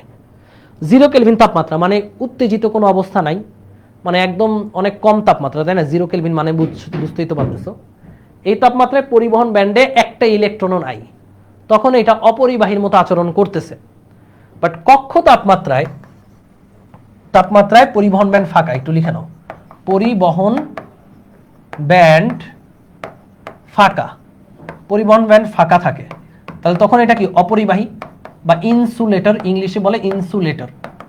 আর যখন কক্ষ তাপমাত্রা মানে 25 ডিগ্রি সেলসিয়াস তাপমাত্রায় পরিবহন ব্যান্ড কিছু ইলেকট্রন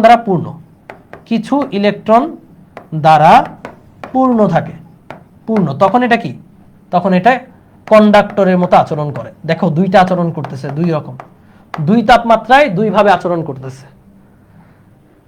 যে 0 কেলভিন তাপমাত্রায় ফাঁকা, তখন অপরিবাহী, আবার কক্ষ তাপমাত্রা মানে 25 ডিগ্রি সেলসিয়াস তাপমাত্রায় এটা কিছু ইলেকট্রন এখানে আসে, তখন এটা পরিবাহীর মতো আচরণ করে। সো এটা দ্বৈত ধর্ম আছে, অন্য কোনো ম্যাটেরিয়াল এই দ্বৈত ধর্ম নাই।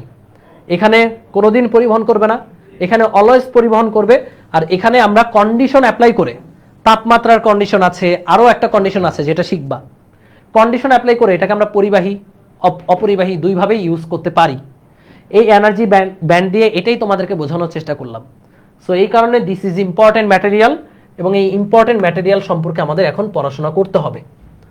সো এতক্ষণ পর্যন্ত যা পড়ছো সেটা 2 নাম্বারের জন্য পড়েছি, আমরা 2 নাম্বারের প্রস্তুতি নিয়েছি। ওকে, সো এইবার আমরা আমাদের আসল প্রস্তুতিতে চলে যাব। এখন আমরা আসলে অর্ধ পরিবাহী নিয়ে পড়ব। আমরা তো ব্যান্ড তত্ত্ব শিখলাম, ব্যান্ড তত্ত্বের মাধ্যমে কিভাবে পরিবাহী অপরিবাহী অর্ধ পরিবাহী তাও শিখলাম। এবার আমরা আসল পড়াশোনায় চলে যাই, অর্ধ পরিবাহী নিয়ে পড়ব। অর্ধ পরিবাহী 2 প্রকার, একটা হচ্ছে ইন্ট্রিনসিক সেমিকন্ডাক্টর বা অন্তর্জাত বা বিশুদ্ধ সেমিকন্ডাক্টর, এটি লিখো, এটা নাম হচ্ছে বিশুদ্ধ। এতক্ষণ পর্যন্ত তুমি যদি কিছু নাও বুঝো নো প্রবলেম, ওকে, অনুধাবন পড়লেই চলবে। বিশুদ্ধ সেমিকন্ডাক্টর, বিশুদ্ধ মানে তার মধ্যে মানে অন্য কোনো ম্যাটেরিয়াল নাই। সেমিকন্ডাক্টরের নাম বলো, কিছু সেমিকন্ডাক্টর যাদের যোজন ইলেকট্রন 4 তারা সেমিকন্ডাক্টর, মানে সর্বশেষ শক্তিস্থ 4টি ইলেকট্রন আছে, যেমন সিলিকন। সবচেয়ে প্রসিদ্ধ হচ্ছে সিলিকন আর জার্মেনিয়াম। ওকে, আমরা এই দুইটা নিয়ে আলোচনা করবো এই অধ্যায়ে। সিলিকন আর জার্মেনিয়াম এগুলো কি অর্ধপরিবাহী। সিলিকনের ক্যালাসটা যদি তোমাকে একটু দেখাই, সিলিকন তার পার্শ্ববর্তী সিলিকন পরমাণুর সাথে 4টা সমযোজী বন্ধনের মাধ্যমে আবদ্ধ থাকে। এই যে সন্নিবেশ সমযোজী বন্ধন, সরি তোমরা এটা জানো, এই যে সিলিকন এইভাবে ক্যালাসে আছে। আচ্ছা হৃদয় বলো, সিলিকন অর্ধপরিবাহীতে সিলিকন যে তার পার্শ্ববর্তী সিলিকন পরমাণুর সাথে অ্যাটাচ থাকে, এটা কোন বন্ধনের মাধ্যমে? সমযোজী, সন্নিবেশ সমযোজী, আয়নিক, কোনটা বলো? সিলিকন পাশের সিলিকনের সাথে, এটা তো একটা অর্ধপরিবাহী। হ্যাঁ, কোন বন্ধনে আবদ্ধ আছে এরা? সমযোজী। সমযোজী না সন্নিবেশ সমযোজী? না সমযোজী, সন্নিবেশ কেমন? আচ্ছা যাই হোক, সমযোজী, এটা সমযোজী বন্ধনে আবদ্ধ আছে। তারপরে তোমরা বই থেকে দেখে নিও, তোমাদের হৃদয় ভাই যদি ভুলভাল ইনফরমেশন দেয়। তোমাদের হৃদয় ভাইয়ের কথাই আমি ধরে নিলাম। তাই হচ্ছে সিলিকন। দেখো এখানে এটা সিলিকনের একটা ক্যালাস, সিলিকনের একটা ক্যালাস। প্রত্যেকটা সিলিকন পরমাণু তার পার্শ্ববর্তী সিলিকন পরমাণুর সাথে একটা ইলেকট্রন শেয়ার করতেছে, তাই না? দেখো না, 4টা ইলেকট্রন শেয়ার করতেছে। একটা, এই যে একটা, দুইটা, তিনটা, 4টা। ও শেয়ার করলো 4টা, আবার ও শেয়ার করছে একটা, দুইটা, তিনটা, 4টা। ও শেয়ার করছে একটা, দুইটা, তিনটা, 4টা। ও শেয়ার করতেছে একটা, দুইটা, তিনটা, 4টা। তাহলে প্রত্যেকটা সিলিকন পরমাণু তার পার্শ্ববর্তী সিলিকন পরমাণুর সাথে 4টা ইলেকট্রন শেয়ার করে বন্ধন গঠন করে একটা সিলিকনের ক্যালাস তৈরি করলো। এটা হচ্ছে বিশুদ্ধ অর্ধপরিবাহী। এখানে সিলিকন ছাড়া অন্য কেউ নাই, সিলিকন ছাড়া এখানে অন্য কেউ আছে নাই। তাহলে এই হলো আমাদের বিশুদ্ধ অর্ধপরিবাহী। জার্মেনিয়ামও সেম ক্যালাস। এখানে অন্য কোনো পরমাণু যদি না থাকে তাহলে এটা হচ্ছে বিশুদ্ধ বা ইন্ট্রিনসিক সেমিকন্ডাক্টর। ইন্ট্রিনসিক নিয়ে আমাদের পড়ার কিছু নাই, ইন্ট্রিনসিক আমাদের সিলেবাসেরও কোনো ইস্যু না। আমাদের পড়তে হবে এক্সট্রিনসিক সেমিকন্ডাক্টর বা অবিশুদ্ধ সেমিকন্ডাক্টর। একটু লিখে নাও, অবিশুদ্ধ বা বহির্জাত, অবিশুদ্ধ অর্ধপরিবাহী। অবিশুদ্ধ কখন? অবিশুদ্ধ কখন একটু বুঝো। অবিশুদ্ধ কখন? যখন আমরা আচ্ছা অবিশুদ্ধ অর্ধপরিবাহী তো বুঝলাম যে কিভাবে, যে যদি ক্যালাসের মধ্যে সিলিকন বা জার্মেনিয়াম ক্যালাসের মধ্যে অন্য কোনো পদার্থ বা পরমাণু মিশানো থাকে তাহলে সেটাকে বলবো আমরা এক্সট্রিনসিক সেমিকন্ডাক্টর। এখন এই এক্সট্রিনসিক সেমিকন্ডাক্টরের দুইটা প্রকার আছে আবার। এটা আবার দুই প্রকার, একটা হচ্ছে এন টাইপ, এই যে আসল পড়াশোনায় চলে আসছি, এন টাইপ সেমিকন্ডাক্টর, আর একটা হলো পি টাইপ সেমিকন্ডাক্টর। একটু লিখো, পি টাইপ আর এন টাইপ সেমিকন্ডাক্টর। কথাটা বুঝি আগে। আমাদের পড়াশোনা এই অধ্যায়ে এক্সট্রিনসিক সেমিকন্ডাক্টর নিয়ে, যে সেমিকন্ডাক্টর ক্যালাসে সাপোজ সিলিকনের সেমিকন্ডাক্টর ক্যালাস, এর মাঝে অন্য কোনো অপদ্রব্য মেশানো থাকলে তাকে আমরা বলবো এক্সট্রিনসিক সেমিকন্ডাক্টর। এখন এই এক্সট্রিনসিক সেমিকন্ডাক্টর দুই প্রকার, একটা পি টাইপ, ফুল মিনিং হচ্ছে পজিটিভ টাইপ অর্ধপরিবাহী, আর এটা হচ্ছে এন টাইপ, ফুল মিনিং হচ্ছে নেগেটিভ টাইপ অর্ধপরিবাহী। কখন পি টাইপ কখন এন টাইপ, এই জন্য একটা ছন্দ মনে রাখবো। লিখো, পি টাইপ মানে হচ্ছে পজিটিভ টাইপ অর্ধপরিবাহী। এখানে এই ম্যাটেরিয়ালগুলোর নাম মনে রাখো, বাবা, এলো, গেলো, ইন্ডিয়া, থাইল্যান্ড। ওকে, এটা মনে রাখলে হবে, বাবা, এলো, গেলো, India, Thailand. Boron, aluminium, gallium, indium, thorium. একইভাবে এটার ছন্দ মনে নাই আমার নিজেরও, আর্সেনিক, অ্যান্টিমনি, ফসফরাস, বিসমাথ। এই বিসমাথের সংকেত কি? বিআই না? বিআই। ওকে, বিআই। এগুলো পারমাণবিক সংখ্যা কত বলেন? কত পারেন না? পারি না। কত বলেন?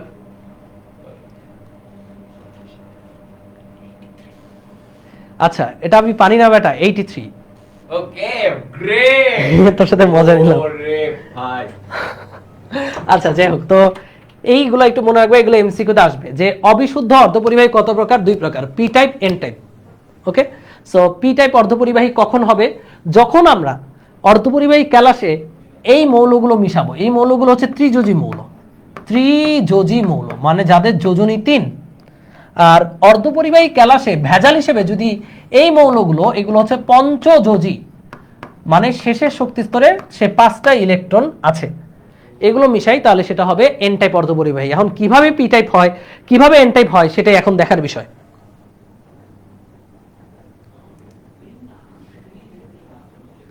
ওকে, সো এই হচ্ছে অবিশুদ্ধ অর্ধপরিবাহী পি টাইপ এবং এন টাইপ। তো এইগুলো একটু মনে রাখবা, কোন মৌল মিশালে, কোন অপদ্রব্য মিশালে পি টাইপ হয়, এই যে এইগুলা ত্রিযোজী, আর কোন অপদ্রব্য মিশালে এন টাইপ হয় পঞ্চযোজী। এখন এটিকে কিভাবে মিশায় সেটা একটু দেখব। তো এই যে অবিশুদ্ধ অর্ধপরিবাহী কয় প্রকার? দুই প্রকার, পি টাইপ আর এন টাইপ। এবার এটা আগে এক্সপ্লেন করি, পি টাইপ আর এন টাইপ কিভাবে বানায়। রেডি? সবাই একটু দেখো P type. First of all P type আর এন টাইপটা একটু ব্যাখ্যা করে নিই, এটা খুব ইম্পর্টেন্ট। এই মনে করো আমাদের একটা বিশুদ্ধ সিলিকন ক্যালাস, ক্যালাসটা সবাই আমার সাথে আঁকো।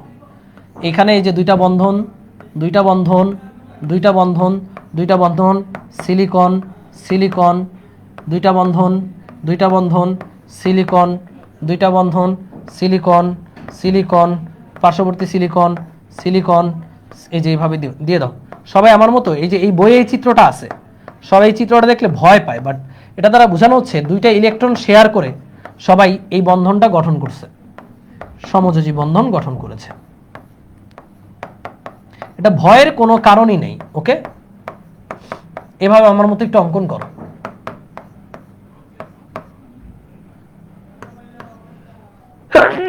ওকে, তো আমরা মোটামুটি সুন্দর সিলিকন বন্ধনের মানে সিলিকন একটা ক্যালাস অঙ্কন করে ফেললাম আমরা সুন্দর করে। ওকে, আর নিচে আঁকাকি করতে হবে না, বুঝছি। এটা হচ্ছে সিলিকনের একটা ক্যালাস, সুন্দর একটা ক্যালাস, তাই না? সিলিকনের সুন্দর ক্যালাস, এই ক্যালাসটা আমাদের আজকে বারবার রাখতে হবে। তো এখানে সিলিকন ছাড়া কেউ নাই, প্রত্যেকটা সিলিকন দুইটা করে ইলেকট্রন শেয়ার করার মাধ্যমে বন্ধন গঠন করে আছে। দুইটা না, পার্শ্ববর্তী পরমাণুর সাথে চারটা, একটা, দুইটা, তিনটা, চারটা বন্ধন গঠন করে আছে। এটা হচ্ছে বিশুদ্ধ সেমিকন্ডাক্টর। এবার আমরা বানাতে চাচ্ছি পি টাইপ। পি টাইপ বানানোর জন্য আমার এটাকে ডোপিং করতে হবে। কি করতে হবে? ডোপিং। ডোপিং, ডোপিং মানে, ডোপিং এর বাংলা কথা হচ্ছে ভেজাল মেশানো। ভেজাল মেশানো, ভেজাল মানে কি? খারাপ জিনিস মিশাবো না, খারাপ জিনিস মিশাবো না। ভেজাল মানে হচ্ছে অন্য কোনো ম্যাটেরিয়াল এখানে মিশাবো। কারণ পি টাইপ বানানোর জন্য অলরেডি তুমি জানো ত্রিযোজী মৌল মিশাতে হবে। কত যোজী? ত্রিযোজী। কারা কারা? বাবা, এলো, গেলো, India, Thailand, boron, aluminium, gallium, indium, thorium. তোমার যেটা মন চায় সেটা মিশাও। আমি অ্যালুমিনিয়াম মিশাবো। ওকে, ত্রিযোজী মৌল। সেখানে তাপ চাপের মাধ্যমে মনে করো এখানে একটা অ্যালুমিনিয়াম আমি প্রবেশ করা দিলাম, এই হচ্ছে অ্যালুমিনিয়াম। এখানে একটা অ্যালুমিনিয়াম ঢুকলো, এইখানে একটা অ্যালুমিনিয়াম ঢুকলো। ওকে, অ্যালুমিনিয়াম দিলাম। এখন তোমরা বলো অ্যালুমিনিয়ামের যোজনী কত? 3। তার মানে তার সর্বশেষ শক্তি স্তরে 3টা ইলেকট্রন আছে। আচ্ছা, আমি অ্যালুমিনিয়ামটা অন্য কালার দিয়ে আঁকি। অ্যালুমিনিয়াম, অ্যালুমিনিয়াম, তার সর্বশেষ শক্তি স্তরে কয়টা ইলেকট্রন আছে? 3টা। এখন এই 3টা ইলেকট্রন দিয়ে সে 3টা সিলিকনের সাথে ইজিলি বন্ধন গঠন করবে। এটা মনে করো অ্যালুমিনিয়ামের, এটা সিলিকনের, এটা অ্যালুমিনিয়ামের, সিলিকনের, এটা অ্যালুমিনিয়ামের, আর এটা সিলিকনের। সো 3টা ইলেকট্রন দ্বারা সে 3টা বন্ধন গঠন করতে পারতেছে। বাট এইখানে দেখো, এখানে সিলিকনের একটা ইলেকট্রন আছে, বাট বন্ধন গঠনের জন্য অ্যালুমিনিয়ামের কিন্তু ইলেকট্রন নাই। আছে কি? অ্যালুমিনিয়ামের ইলেকট্রন নাই। তাহলে এইখানে একটা ইলেকট্রনের শূন্যতা সৃষ্টি হবে। একটু লিখে নাও, এখানে একটা ইলেকট্রনের শূন্যতা সৃষ্টি হবে। ইলেকট্রনের শূন্যতা, ইলেকট্রনের শূন্যতা বা হোল, এটাকে বলা হয় হোল। এটার আরো নাম আছে পজিটিভ চার্জ, পজিটিভ চার্জ বা হোল সৃষ্টি হবে। ওকে, তো কথা বুঝো, আমরা তাপ চাপের মাধ্যমে একটা বিশুদ্ধ অর্ধপরিবাহী ক্যালাসে ত্রিযোজী মৌল মিশাবো। ত্রিযোজী মৌল মিশালে তার হাত কয়টা? 3টা। সে 3টা হাত দিয়ে 3টা সিলিকনের সাথে বন্ধু পাতাবে। 4 নম্বর সিলিকন করবে গোস্বা। কেন গোস্বা করবে? সে একটা হাত বাড়ায় দিছে, বাট ওর তো হাত নাই। ওর হাত না থাকার কারণে এখানটায় ইলেকট্রনের শূন্যতা বা হোল সৃষ্টি হবে, যাকে বলা হয় হোল। হোল, গর্ত সৃষ্টি হবে, পজিটিভিটি সৃষ্টি হবে। তো এই পজিটিভ জায়গাটাকে ফিল আপ করার জন্য, এই পজিটিভ জায়গাটাকে ফিল আপ করার জন্য এইখান থেকে যে কোনো একটা র্যান্ডম বন্ধন ভেঙে যাবে। যেহেতু বন্ধনগুলো খুব কাঁচা, নড়বড়ে, সমযোজী বন্ধন, তো মনে করো এটার খুব কাছাকাছি এই বন্ধনটা ভেঙে যাবে। এই বন্ধনটা ভেঙে গেল। এই বন্ধনটা ভাঙলে কয়টা ইলেকট্রন পাওয়া যাবে? 2টা, একটা, 2টা। তো এইখানে যেহেতু পজিটিভিটি ক্রিয়েট হয়েছে, এই বন্ধনটা ভেঙে ইলেকট্রনটা এসে এই গর্তটাকে ফিল আপ করে দিল। ফিল আপ করলে ভাই এই বন্ধনটা কমপ্লিট, কারণ ও একটা ইলেকট্রন দিছে, ও একটা ইলেকট্রন দিছে, বন্ধনটা কমপ্লিট। এখন যেখান থেকে ইলেকট্রনটা আসলো ভাইয়া, ওইখানে আবার একটা গর্ত সৃষ্টি হবে। এই গর্তটাকে ফিল আপ করার জন্য, এই গর্তটাকে ফিল আপ করার জন্য আবার পাশের একটা বন্ধন ভাঙবে। বন্ধন ভেঙে কয়টা ইলেকট্রন সৃষ্টি হবে? 2টা ইলেকট্রন। তো একটা ইলেকট্রন এই গর্তে চলে আসবে, এখানে আবার যেখান থেকে ইলেকট্রনটা আসলো সেখানে আবার হোল সৃষ্টি হবে। তো এই হোলটাকে ফিল আপ করার জন্য আবার পাশের একটা বন্ধন ভাঙবে, তারপর আবার ইলেকট্রন এখানে আসবে, যেখান থেকে ইলেকট্রন আসলে ওইখানে একটা হোল সৃষ্টি হবে। এইভাবে ত্রিযোজী মৌল মিশানোর আগে এই ঘটনা কি ঘটছিল? না। ত্রিযোজী মৌল মিশাইলা ইলেকট্রনের একটা শূন্যতা সৃষ্টি হলো, মানে গর্ত সৃষ্টি হলো, এবং গর্তকে ফিল আপ করার জন্য বন্ধন ভাঙতেছে, ইলেকট্রন আসতেছে, বন্ধন ভাঙতেছে, ইলেকট্রন আসতেছে। তাহলে এভাবে পুরো ক্যালাস জুড়ে ইলেকট্রনের একটা ফ্লো সৃষ্টি হবে, তাই না? মূলত এটাকে বলা হয় হোলের ফ্লো। হোল বা গর্তের একটা ফ্লো সৃষ্টি হবে। মূলত এখানে মনে হচ্ছে যে ইলেকট্রনগুলো আসতেছে, বাট ইলেকট্রনগুলো কেন আসতেছে, রিজনটা কি? হোল সৃষ্টির কারণে। তাহলে দেখো ভাই, হোল মনে হবে যে পুরো ক্যালাস জুড়ে এই হোলগুলো দৌড়াচ্ছে। তো এই যে ইলেকট্রনের ফ্লো সৃষ্টি হইল ভেজাল মেশানোর কারণে, মানে ত্রিযোজী মৌল মেশানোর কারণে একটা অর্ধপরিবাহী ক্যালাসে ইলেকট্রনের যাতায়াত শুরু হইল। ইলেকট্রনের যাতায়াত মানেই কিন্তু ভাই বিদ্যুৎ পরিবহন ক্ষমতা বাইরে গেল, বা পরিবহন ক্ষমতা পাইল, তাই না? মনে রাখবা, ইলেকট্রনের নড়াচড়াই হচ্ছে বিদ্যুৎ। তাহলে ইলেকট্রনের ফ্লোটা সৃষ্টি হলো ত্রিযোজী মৌল মিশানোর কারণে, তাই না? তাহলে এখানে কিন্তু এটা পরিবাহক রূপে কাজ করতেছে। এখন ইলেকট্রনের ফ্লো ক্রিয়েট হয়ে গেছে ভিতরে। এটা তো খালি একটা পরমাণুর জন্য বললাম। অ্যালুমিনিয়াম তো এরকম একটা মিশাও নাই, অনেক অ্যালুমিনিয়াম পরমাণু আছে। প্রত্যেকটা অ্যালুমিনিয়াম পরমাণুর জন্য একটা করে হোল সৃষ্টি হয়েছে, আর এই হোলকে ভরাট করার জন্য ইলেকট্রন দৌড়াদৌড়ি সৃষ্টি হয়েছে। তাহলে ভাই, এই যে ঘটনাটা ঘটতেছে, তুমি ভেজাল মিশাই ইলেকট্রনের ফ্লো পেয়ে গেলা, এটাই তো টার্গেট ছিল। অর্ধপরিবাহী থেকে পরিবাহীতে রূপান্তর হয়ে গেল। সো এটা যেই ক্যালাসে ঘটলো, এখন ত্রিযোজী মৌল মেশানোর কারণে ঘটলো, এই কারণে এটাকে বলা হয় পি টাইপ সেমিকন্ডাক্টর। আর এখানে এই যে হোলের কারণে ইলেকট্রনের ফ্লো হচ্ছে না, রিজন কি? হোল। এই কারণে এটাকে বলা হয় পি টাইপ। হোল কি? পজিটিভ। এই যে হোল কি ভাই? পজিটিভ। এটার কারণে এখানে ইলেকট্রনের দৌড়াদৌড়ি ক্রিয়েট হয়েছে, এই কারণে এটাকে বলা হয় পজিটিভ টাইপ বা পি টাইপ।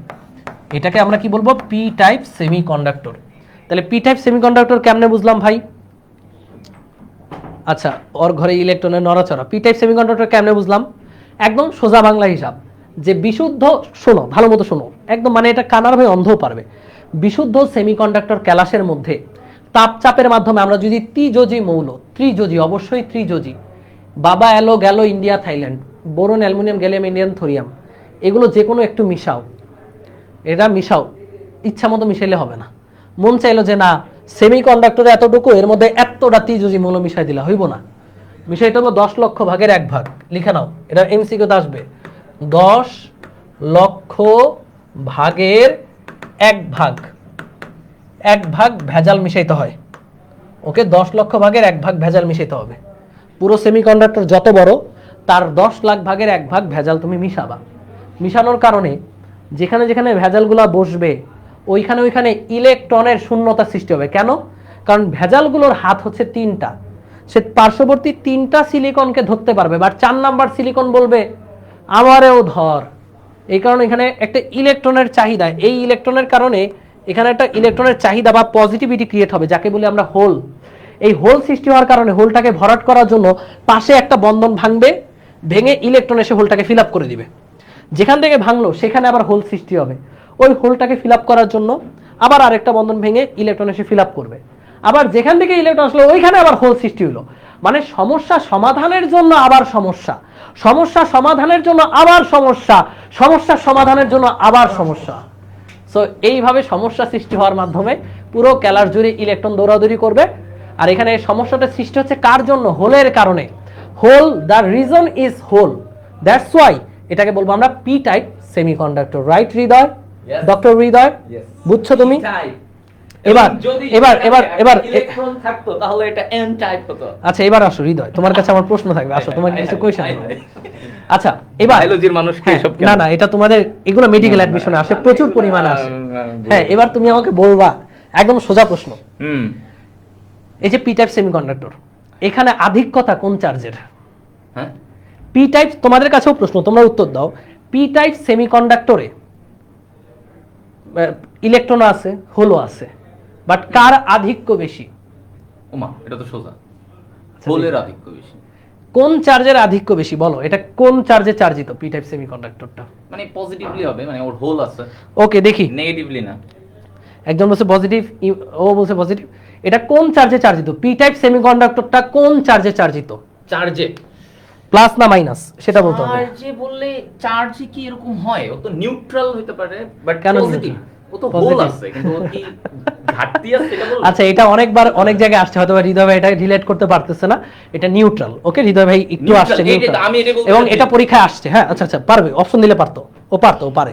কারণ তো positive হ্যাঁ, ওরে আমি এটা কোয়েশ্চেনটা negative। একটু কনফিউজ করে মানে করছি, বাট এটা প্রশ্নটা আসে এরকম হ্যাঁ। যে পি টাইপ সেমিকন্ডাক্টরের নিট চার্জ কত? এক্স্যাক্টলি, তাহলে এটা তো প্রশ্ন আসবে হচ্ছে এটা 0। মনে হতে পারে ভাই পজিটিভ, পজিটিভ না। কেন না, আমি এক্সপ্লেইন করি। কারণ দেখো, ওর কারণে হোল সৃষ্টি হয়েছে, ঠিক আছে, ওকে।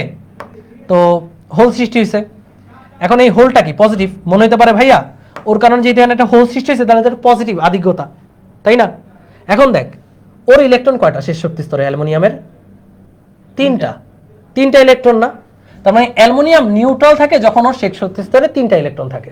বাট এখানে যখন হোলটা ক্রিয়েট হলো, এই হোলটাকে ফিল আপ করার জন্য একটা ইলেকট্রন আসলো না? তাহলে অ্যালুমিনিয়াম এক্সট্রা একটা ইলেকট্রন পেল না? তাহলে অ্যালুমিনিয়াম নিজে কি হয়ে গেল? নেগেটিভ। নিজে নেগেটিভ হয়ে গেল। অ্যালুমিনিয়াম কিন্তু নিজে নেগেটিভ চার্জ হয়ে গেছে। তাহলে ভাবতে পারে অ্যালুমিনিয়াম নেগেটিভ চার্জ, এটা কি একটা নেগেটিভ চার্জ। আর যেখান থেকে ইলেকট্রনটা আসলো ওইখানে আর একটা হোল ক্রিয়েট হলো, ওটা কি পজিটিভ চার্জ। তাহলে অ্যালুমিনিয়াম নিজে নেগেটিভ হইছে, হোল একটা পজিটিভ আর একটা নেগেটিভ যদি যোগ করো, আলটিমেটলি নেট চার্জ কত? 0। সো তুমি যাকে মিশাচ্ছ সে অটোমেটিক নেগেটিভ হয়ে যাচ্ছে। হোল সৃষ্টি হচ্ছে তুমি মেশানোর কারণে, অ্যালুমিনিয়াম মেশানোর কারণে, 2টা অ্যালুমিনিয়াম মেশানোর কারণে কয়টা হোল পাইলাম? 2টা। এবং একই সাথে 2টা অ্যালুমিনিয়াম কি ইলেকট্রন অ্যাকসেপ্ট করছে? কয়টা ইলেকট্রন অ্যাকসেপ্ট করছে? 2টা। তাহলে অ্যালুমিনিয়াম নিজেরা নেগেটিভ হইলো, নিজেরা আবার হোলও সৃষ্টি করলো, 2টা হোল সৃষ্টি হলো, 2টা নেগেটিভ চার্জ পেলাম, আলটিমেটলি যোগফল 0। তাহলে নেট চার্জ 0। গাইস, আমিও টুকিটাকি ফিজিক্স পারি। ওকে, বাট মনে রাখবা নেট চার্জ 0। প্রশ্ন 2টা, এখানে 2টা প্রশ্ন। নেট চার্জ 0, বাট প্রশ্ন আসবে মেজর চার্জ ক্যারিয়ার কে? পি টাইপে মেজর চার্জ ক্যারিয়ার কে? মেজর চার্জ ক্যারিয়ার বলতে বোঝায় মুখ্য আধান বাহক, কার কারণে ইলেকট্রন ফ্লোটা সৃষ্টি হয়? হোল। এটা পরীক্ষা আসলে হোল। এটা একটু লিখে নাও, হৃদয় ভাই লিখে দাও। কি লিখবো? Major charge career. Major Bangla হচ্ছে মুখ্য আধান বাহক, আর মাইনর হচ্ছে ইলেকট্রন। হ্যাঁ, মেজর চার্জ ক্যারিয়ার হচ্ছে হোল, আর মাইনর কে? মাইনর হবে ইলেকট্রন। এটা পরীক্ষায় বহুবার আসছে। কিন্তু অবশ্যই এবং অবশ্যই নেট চার্জ কত বা মোট চার্জ কত? আমি পারি। মোট চার্জ কত পি টাইপে? Thank you. পি টাইপে মোট চার্জ কত বলে যাও? হ্যাঁ? মোট চার্জের পরিমাণ কত পি টাইপে? 0। 0। এটাই। So, আশা করি সবাই বুঝতে পেরেছে এই ব্যাপারটা। ফিজিক্সও পারি, ফিজিক্সে মাত্র ফিজিক্স তো বলো তুমি। ওকে, সো আশা করি এটা সবাই ক্লিয়ার হইছো। তো এটা কিন্তু 2টা প্রশ্ন আসবে। মেজর চার্জ ক্যারিয়ার কে? পি টাইপে হোল। মাইনর কে? ইলেকট্রন। বাট নেট চার্জ কত? 0। এখানে একটা কোশ্চেন আছে না, ওদের কাছে, একটা কোশ্চেন ওদেরকেই করি। কোশ্চেন হচ্ছে, এরা তো সিলিকন ইউজ করে, কার্বন কেন না? মানে সিলিকনেরও যোজনী চার, কার্বনেরও তো যোজনী চার। এটা কি বন্ধন ভাই? সমযোজী না? তো ওদের কাছে কোশ্চেন থাকলো, ওরা চিন্তা করো, চিন্তা করতে শিখো যে কেন কার্বন ব্যবহার করা যায় না। ওকে, সো কেন কার্বন ব্যবহার করা যায় না এটা চিন্তা করবা, চিন্তা করে অবশ্যই উত্তর জানাবা। ওকে বস, কেমিস্ট্রি বস বিদায় নিছে। ওকে, যাই হোক, এই হচ্ছে আমাদের পি টাইপ অর্ধপরিবাহী। এবার আমরা আসি এন টাইপে। রেডি? এন টাইপ হচ্ছে এই মনে করো সিলিকনের ক্যালাস, সিলিকন। এখানে আমরা এখন পঞ্চযোজী মৌল মিশাবো। কত যোজী মিশাবো ভাইয়া? পঞ্চযোজী কারা? Phosphorus, antimony, bismuth, arsenic. তো মনে করো এখানে আমি পঞ্চযোজী মিশালাম, এই মনে করো সেই ফসফরাস মিশালাম, ফসফরাস বা আর্সেনিকই মিশালাম, এই হচ্ছে আর্সেনিক। আর্সেনিকের সর্বশেষ শক্তি স্তরে কয়টা ইলেকট্রন? যোজনী ইলেকট্রন কত? 5। তো সে তার আশেপাশে কয়টা সিলিকন আছে? 1টা 2টা 3টা 4টা সিলিকন আছে, তাই না? নিচে নাই মানে নিচে কিছু দেই নাই মানে ভাইবো না যে কিছু নাই। এটা পুরোটাই সিলিকনের ক্যালাস, সিলিকনের একটা চাক্কা। সো এখানে তার চারপাশে সিলিকন আছে। তো আর্সেনিক যেহেতু 5টা যোজন ইলেকট্রন, সে 4টা সিলিকনের সাথে ইজিলি ইলেকট্রন শেয়ার করার মাধ্যমে বন্ধন গঠন করতে পারবে। কিন্তু এতে করে তার 5 নাম্বার ইলেকট্রনের অবস্থানটা ভালনারেবল হয়ে গেল। মানে তার আগে ছিল 5 ভাই, 5টা ইলেকট্রন, 4 ভাই বিয়ে করে ফেলছে। তাহলে পঞ্চম ভাই এখন অবহেলিত, সে আশেপাশে কোনো বউ খুঁজে পাচ্ছে না। কারণ প্রত্যেকটা সিলিকন বুকড হয়ে গেছে, তাই না? এখন এই পঞ্চম যে ইলেকট্রনটা, সেই বেচারা আর কি করবে? সেই বেচারা তার বউ খুঁজতেছে, বিভিন্ন দিকে ঘুরতেছে, কিন্তু পাচ্ছে না। কারণ ভাই প্রত্যেকটা সিলিকন 4টা করে বন্ধনে আবদ্ধ। তাহলে এই যে পঞ্চম ইলেকট্রনটা, এটা পুরো ক্যালার জুড়ে ঘুরে বেড়াবে। তার মানে এক একটা আর্সেনিক থেকে এক একটা করে ইলেকট্রন পাবা। তাহলে এই যে এখানে ইলেকট্রনের ফ্লো হচ্ছে ইলেকট্রনের কারণেই, এই কারণে এটাকে আমরা বলবো নেগেটিভ টাইপ, এন টাইপ অর্ধপরিবাহী, এন টাইপ সেমিকন্ডাক্টর, সেমিকন্ডাক্টর। প্রশ্ন হতে পারে এটা নিট চার্জ কত? নিট চার্জ হচ্ছে 0। কেন নিট চার্জ কেন 0? কারণ ভাইয়া যে এই আর্সেনিকটা এসে ইলেকট্রন যদি ছেড়ে দেয়, এই একটা ইলেকট্রন যখন সে ছেড়ে দিচ্ছে, তখন আর্সেনিক নিজে প্লাস হয়ে গেল, আর এই মনে কর সেই ইলেকট্রন কি মাইনাস।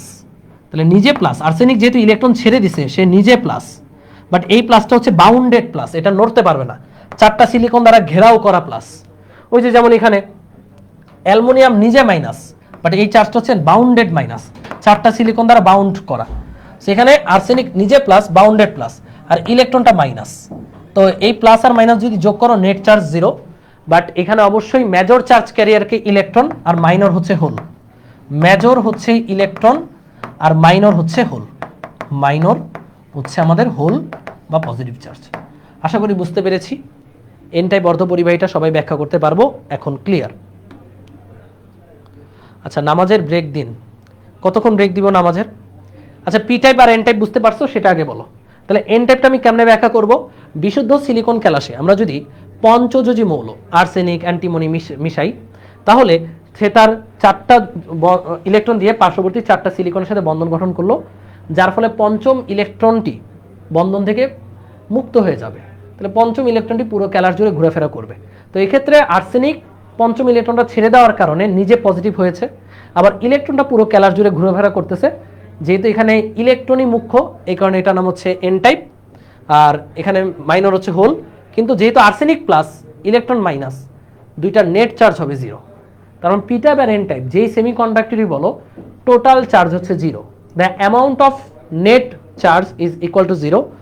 বাট পি টাইপে মেজর হচ্ছে হোল, কারণ হোলের কারণে ইলেকট্রন ফ্লো হয়, আর এন টাইপে ইলেকট্রন এক্সট্রা থাকার কারণেই ফ্লো হচ্ছে। তাহলে এন টাইপে মেজর হচ্ছে ইলেকট্রন। এগুলো পরীক্ষা আসবে। এই প্রশ্নগুলো ক্লিয়ার সবাই? নেট কেন 0 হলো এটা ক্লিয়ার হচ্ছে না, এবার বুঝাই নেট কেন 0, এটা ভালো মতো খেয়াল করো। এন টাইপ দিয়ে খেয়াল করো। আচ্ছা দেখো, এন টাইপ দিয়ে একটু খেয়াল করাই যে এখানে আর্সেনিকটা এসে ইলেকট্রন কি ধরে রাখছে না ছেড়ে দিছে? আর্সেনিক এসে ইলেকট্রন ছেড়ে দিয়েছে, তাই না?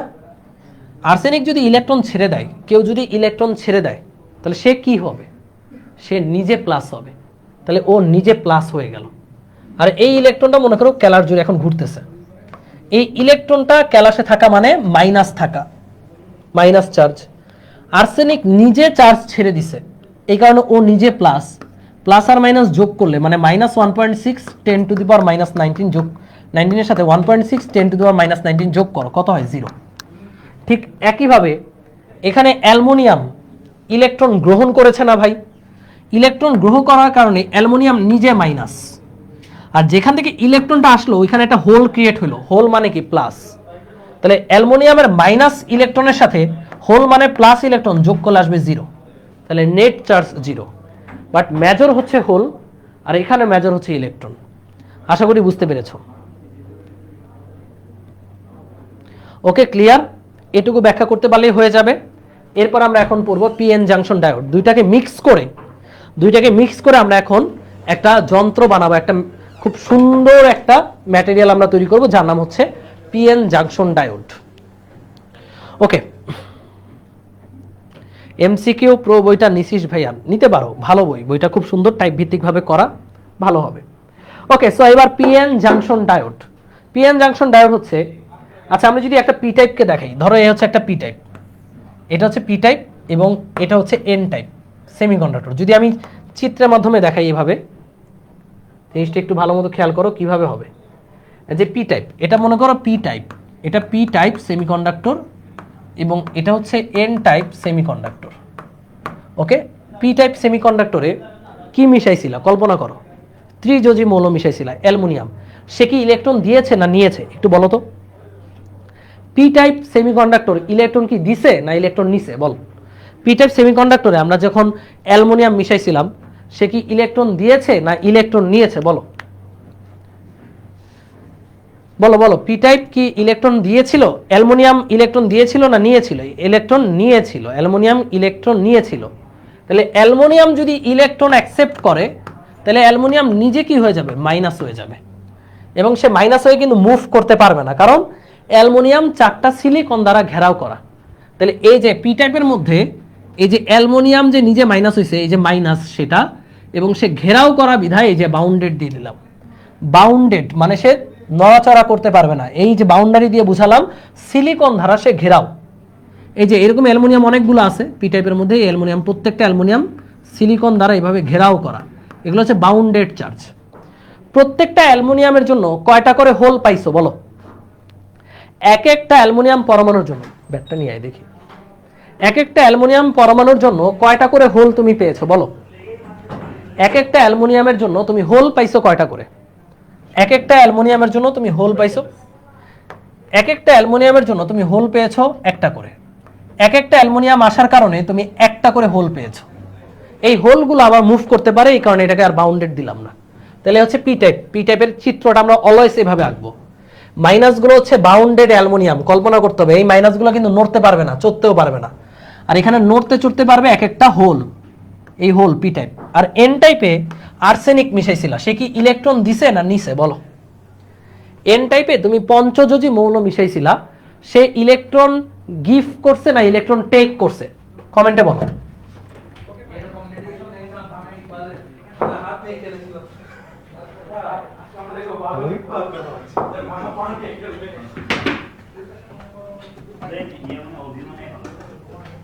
বলো। এন টাইপে ইলেকট্রন সে দিয়েছে, ইলেকট্রন দিলে কেউ যদি ইলেকট্রন ত্যাগ করে সে তো নিজে প্লাস হবে, তাই না? তাহলে এই হচ্ছে সে প্লাস, বাট এই প্লাসটি কি খোলা নাকি 4টা সিলিকন দ্বারা ঘেরাও করা বলো?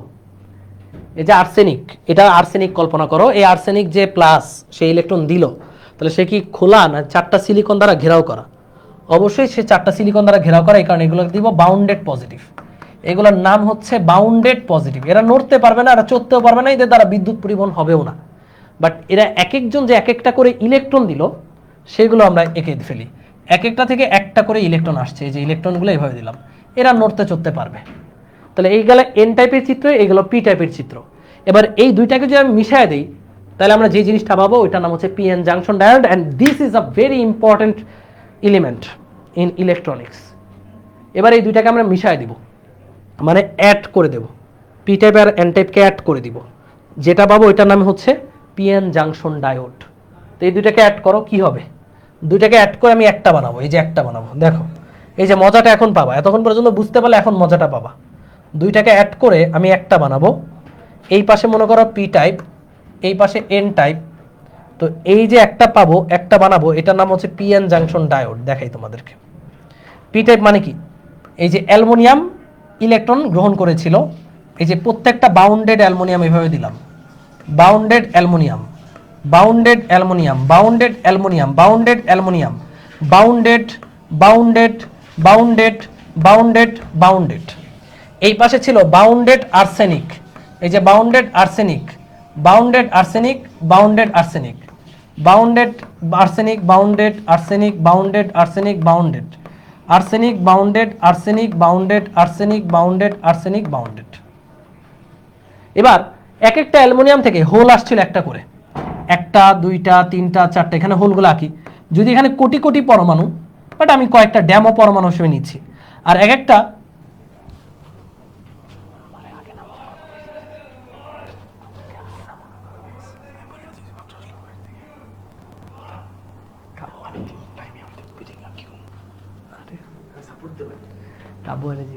আমার কথা বলিস না, কাব্যের কানে কানে বল। ওকে, পজিটিভ চার্জের জন্য এক একটা আর্সেনিক থেকে একটা করে ইলেকট্রন আসছে, একটা করে ইলেকট্রন, এই যে ইলেকট্রনগুলো দেখো একটা করে ইলেকট্রন আসছে। ওকে, একটা করে ইলেকট্রন আসছে। এবার এদেরকে মিলাই দিছি, মিলাই দিলে কি ঘটনা ঘটে একটু দেখো। ঘটনাটা খুবই সোজা। কি সোজা? দেখো এই যে প্লাসটা, এই যে মাইনাস এবং এই যে হোল, একে অপরকে ভ্যানিশ করে দিবে, নিউট্রাল করে দিবে, তাই না? এটাকে যখনই জয়েন করলা অনেক সুন্দর করে ইলেকট্রন ফ্লো করে এখানে এটাকে ভ্যানিশ ভ্যানিশ ভ্যানিশ ভ্যানিশ। তাহলে আমরা একটু ভ্যানিশ করে দিই এগুলোকে, ওকে ভ্যানিশ করে দিই। দেখো কি হবে, ঘটনাটা ঘটবে কি, এই হোল আর এই ইলেকট্রন একে অপরকে ভ্যানিশ করে দিবে, ভ্যানিশ। এটা কিভাবে কমানো যায়? আচ্ছা, এই হোল আর এই ইলেকট্রন একে অপরকে vanish, hole electron vanish, hole electron vanish. যেখানে সবই ভ্যানিশ হয়ে গেছে, বাট সব ভ্যানিশ হবে না। দেখো এটা এটা এটা নেগেটিভ নেগেটিভ নেগেটিভ, এটা এটা এটা পজিটিভ পজিটিভ পজিটিভ। তো এটা এটার হোল থাকতেছে, এই যে হোল, এই যে দেখো মিশানোর সাথে সাথেই যখনই আমি এদেরকে জোড়া লাগালাম, এইখানে হোলগুলো এইখানে ইলেকট্রন দ্বারা নালিফাই হয়ে গেল, ভ্যানিশ হয়ে গেল। তো এরকম কয়েকটা স্তর পর্যন্ত ভ্যানিশ হবে। ধরো এই পর্যন্ত ভ্যানিশ হলো, এই যে এই পর্যন্ত ভ্যানিশ হলো, এই পর্যন্ত ভ্যানিশ হলো, এরপর আর কেন ভ্যানিশ হবে না? তোমাদের কাছে আমার প্রশ্ন, এরপর কি পারে না এই ইলেকট্রনগুলো, কি পারে না এই হোলগুলোকে যে ভ্যানিশ করে দিতে? হোলগুলোকে যদি ইলেকট্রন দ্বারা ফিল আপ করে দাও তাইলেই ভ্যানিশ। তাহলে পারে না কেন? পারে না কেন বুঝো, এটা বেশি ইম্পর্টেন্ট। কিছু দূর পর্যন্ত ভ্যানিশ হবে, হবার পর এই যে দেখো এই প্লাস এই মাইনাসকে ভ্যানিশ করতে পারবে না। কেন পারবে না বলতে পারবা? এই যে এই প্লাস এই মাইনাসকে ভ্যানিশ করতে পারবে না, কেন পারবে না? এটা উত্তর আগে দাও। হ্যাঁ ভাই, সব কি লিখছে ভাই? ভাই সবই ভ্যানিশ হওয়ার কথা, সব ভ্যানিশ হচ্ছে না। কেন হচ্ছে না সেটা আগে বুঝো। তোমরা আগে বুঝো, কাছাকাছি যেগুলো আছে একে অপরকে ভ্যানিশ করে দিল, বাট এই প্লাস এই মাইনাসকে কেন ভ্যানিশ করতে পারছে না সেটা বলো, সেটা বলো। ইয়েস, একজন উত্তর দিছে, সঠিক উত্তর দিছে মুক্ত না তাই, মুক্ত না তাই। ইয়েস, দেখো এই প্লাসটা বাউন্ডেড এবং এই মাইনাসটা বাউন্ডেড, এরা চারটা সিলিকন দ্বারা ঘেরাও করা, এটাও চারটা সিলিকন দ্বারা ঘেরাও, চারটা সিলিকন ঘেরাও, চারটা সিলিকন দ্বারা ঘেরাও, চারটা সিলিকন দ্বারা ঘেরাও, চারটা সিলিকন দ্বারা ঘেরাও। তো যেহেতু এরা চারটা সিলিকন দ্বারা ঘেরাও করা, এরা একে অপরকে ভ্যানিশ করতে পারবে না, এরা একে অপরকে ভ্যানিশ করতে পারবে না, এরা চাইলেও ভ্যানিশ করতে পারবে না। কিন্তু ভাই এরা তো মুক্ত, এই যে মাইনাসগুলো এই হোলগুলো তো মুক্ত, এরা একে অপরকে কেন ভ্যানিশ করে না? কেন ভ্যানিশ করে না? দেখো এই মাইনাসটা যখন কিছু দূর ভ্যানিশ হওয়ার পর, এখানে তো জাস্ট একটা লেয়ার বুঝাইছি, বাট অনেকগুলো লেয়ার ভ্যানিশ হওয়ার পর এই মাইনাসটা আসবে এই হোলটাকে ফিল আপ করার জন্য, আসতে চাইবে। কিন্তু দেখো তো মজা দেখবা, এই মাইনাসটা যখন এটুকু পার হয়ে এখানে আসবে, এখানে বাউন্ডেড নেগেটিভগুলো আছে না, এই বাউন্ডেড নেগেটিভগুলা প্রহরীর মতো কাজ করবে। বাউন্ডেড নেগেটিভগুলো ওকে কি বিকর্ষণ করবে নাকি করবে না বলো? এটা তো খালি আমি একটা লেয়ার দেখেছি, কিছু দূর পর্যন্ত অনেকগুলো লেয়ার আমাদের বাউন্ডেড চার্জ পর্যন্ত থাকে, মানে অনেকগুলো লেয়ার এই মাইনাস হোলকে ন্যালিফাই করে দেয়। তো দেখো এই মাইনাসটা যখন পার হয়ে আসতে চাইবে সেই লেয়ারটা, এই মাইনাস চার্জগুলো, বাউন্ডেড মাইনাস চার্জগুলো ওকে বিকর্ষণ করবে। একই কথা হোলের জন্য, হোলগুলো যদি এই পাশে যেতে চায়, এই বাউন্ডেড পজিটিভ চার্জগুলো ওকে বিকর্ষণ করবে। ফলে কিছু দূর নালিফাই হওয়ার পর এই মাইনাস এই হোলের কাছে আসতে পারবে না। এই যে কিছু দূর পর্যন্ত, যে যতদূর পর্যন্ত আসতে পারে না, এই লেয়ারটাকে বলা হয় ডিপ্লেশন লেয়ার। মানে যতটুকু ভ্যানিশ হওয়ার পর আর ভ্যানিশ হচ্ছে না, নিউট্রাল হচ্ছে না, ওই জায়গাটাকে বলা হয় ডিপ্লেশন লেয়ার। ডিপ্লেশন লেয়ার ইংলিশে বলে নিঃশেষিত অঞ্চল, নিঃশেষিত অঞ্চল, এটাকে বলা হয় নিঃশেষিত অঞ্চল বা ডিপ্লেশন লেয়ার। ওকে, এটাকে বলবো আমরা ডিপ্লেশন লেয়ার। কথা কি ক্লিয়ার? তাহলে দেখো ভ্যানিশ ট্যানিশ কিছু দূর হবার পর আর হচ্ছে না, যেই অঞ্চল পর্যন্ত ভ্যানিশ হয় ওই অঞ্চলটাকে ডিপ্লেশন লেয়ার। এখন এই অঞ্চলে একটা বিভব ডেভেলপ হয়। দেখো, আর তুমি যদি চাও এই ইলেকট্রনকে এই পাশে নিয়ে আসবা, এখানে একটা বাধা সৃষ্টি হচ্ছে না, এখন এই বাধার পরিমাণটা, এখানে একটা বাধা সৃষ্টি হয়, বাধাটাকে বলা হয় বিভব প্রাচীর ভোল্টেজ। এখানে ইলেকট্রন এই পাশে আসাতে একটা বাধা সৃষ্টি হচ্ছে, এই বাধাকে বলা হয় বিভব প্রাচীর ভোল্টেজ। এটাকে বলে বিভব প্রাচীর ভোল্টেজ। ভোল্টেজ সিলিকনের জন্য একটু লিখো, ফর সিলিকন। ফর সিলিকন ডায়োডটা যদি সিলিকনের হয়, এই যে এটা হচ্ছে পিএন জাংশন ডায়োড, কারণ এখানে জাংশন আছে, পি টাইপ আছে, এন টাইপ আছে, এই কারণে এটাকে বলা হয় পিএন জাংশন ডায়োড। এটা যদি সিলিকনের হয় তাহলে এই বিভব প্রাচীর ভোল্টেজ 0.7 ভোল্ট, আর এটা যদি জার্মেনিয়ামের হয় তাহলে বিভব প্রাচীর ভোল্টেজ 0.3 ভোল্ট। এটুকু আগে লিখো, এরপরে কোথাও বুঝো নাই আমাকে বলো। তো আমি আবারও বলি যে যখন আমি একটা পি টাইপ এবং একটা এন টাইপ সেমিকন্ডাক্টরকে অ্যাটাচ করে দিব, কিছু দূর পর্যন্ত হোল এবং ইলেকট্রন একে অপরকে নিউট্রাল করে দিবে।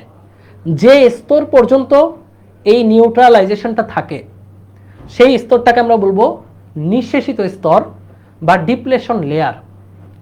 একটা লেয়ার পর্যন্ত এই ঘটনাটা ঘটবে, এরপর আর ঘটবে না। এরপরে এখানে একটা প্রাচীর ভোল্টেজ ডেভেলপ হবে, মানে এখানে একটা বিভব, বাধা বিভব ডেভেলপ হবে। এই বাধাটার পরিমাণ সিলিকনের জন্য 0.7 ভোল্ট, জার্মেনিয়ামের জন্য 0.3 ভোল্ট। কথা কি ক্লিয়ার? সিলিকনের জন্য 0.3 ভোল্ট আর জার্মেনিয়ামের জন্য 0.7 ভোল্ট। এই বাধাটা সিলিকনের জন্য 0.3 ভোল্ট, জার্মেনিয়ামের জন্য 0.3 ভোল্ট। এবার তুমি বলো, তুমি চাচ্ছ ইলেকট্রন এখান থেকে এখানে আসুক, হ্যাঁ, তুমি চাচ্ছ ইলেকট্রন এখান থেকে এখানে আসুক, তাহলে এই ইলেকট্রনকে কত ভোল্টেজ দিতে হবে? কেউ বলতে পারবা? কমন সেন্স দিয়ে বলো। এখানে মনে করো এটা সিলিকনের, তার মানে এখানে প্রাচীর ভোল্টেজ 0.7 ভোল্ট, মানে এই পরিমাণ বিভব ইলেকট্রনকে বাধা দিচ্ছে। তুমি চাচ্ছ ইলেকট্রনটাকে আসুক, এই লেয়ার অতিক্রম করে এই পাশে আসুক, তাহলে কত ভোল্ট দিতে হবে বলো? কত ভোল্ট ইলেকট্রনকে দিতে হবে? কত ভোল্ট দিলে, ইলেকট্রনকে কত ভোল্টে ধাক্কা মারলে ইলেকট্রনটা এই লেয়ার পার হয়ে আসবে? এখানে লেয়ারে যেই বাধা, ইলেকট্রন আসাতে যেই বাধা, এখানে বাধাটা হচ্ছে, এটা হচ্ছে বাধা, বাধার পরিমাণটা 0.7 ভোল্ট।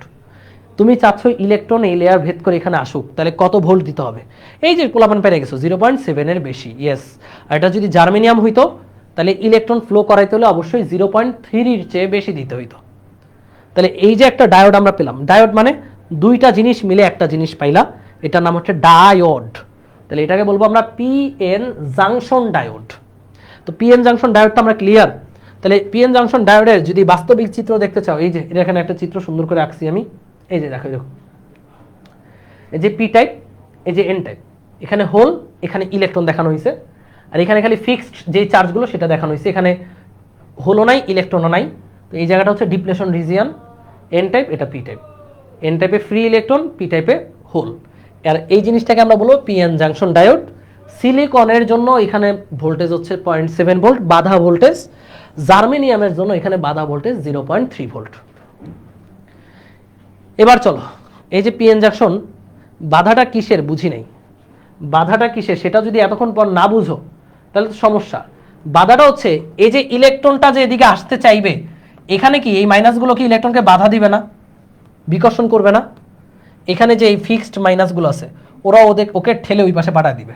আবার এই হোলগুলো যদি ওইদিকে যেতে চায়, এই প্লাসগুলো, এই যে বাউন্ডেড প্লাসগুলো ওদেরকে বাধা দিবে না? এই হোলগুলো যদি এদিকে যেতে চায়, বাউন্ডেড প্লাসগুলো সীমান্তের প্রহরীর মতো ওদেরকে বাধা দিয়ে আসতে দিবে না। তাহলে এখানে একটা ভোল্টেজ ডেভেলপ হয়েছে, যে ভোল্টেজটাকে বলা হয় বাধা ভোল্টেজ। এই যে নেগেটিভ পজিটিভ চার্জের জন্য এখানে একটা ভোল্টেজ পাওয়া যায়, যেটা বাধা ভোল্টেজ বা বিভব প্রাচীর ভোল্টেজ বলে। সিলিকনের জন্য টেস্ট করে দেখা যায় যে এই ভোল্টেজ 0.7 ভোল্ট। অর্ধপরিবাহীটা যদি জার্মেনিয়ামের হয় তাহলে ভোল্টেজের মান হচ্ছে 0.3 ভোল্ট। এটা বিভব প্রাচীর ভোল্টেজ। ওকে,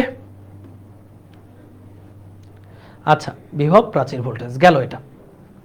তো এবার আমরা পিএন জাংশন ডায়োড তো শিখলাম, ডিপ্লেশন লেয়ার, বিভব প্রাচীর পড়লাম। এবার আমরা চলে যাব বায়াসিংয়ে।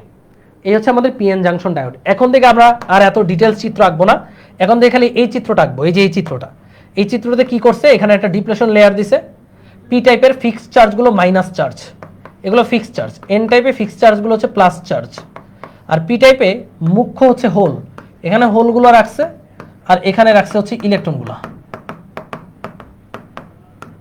ওকে, এটাই আমরা এখন থেকে আঁকবো। তো মনে রাখবে এইটুকু জায়গা হচ্ছে ডিপ্লেশন লেয়ার।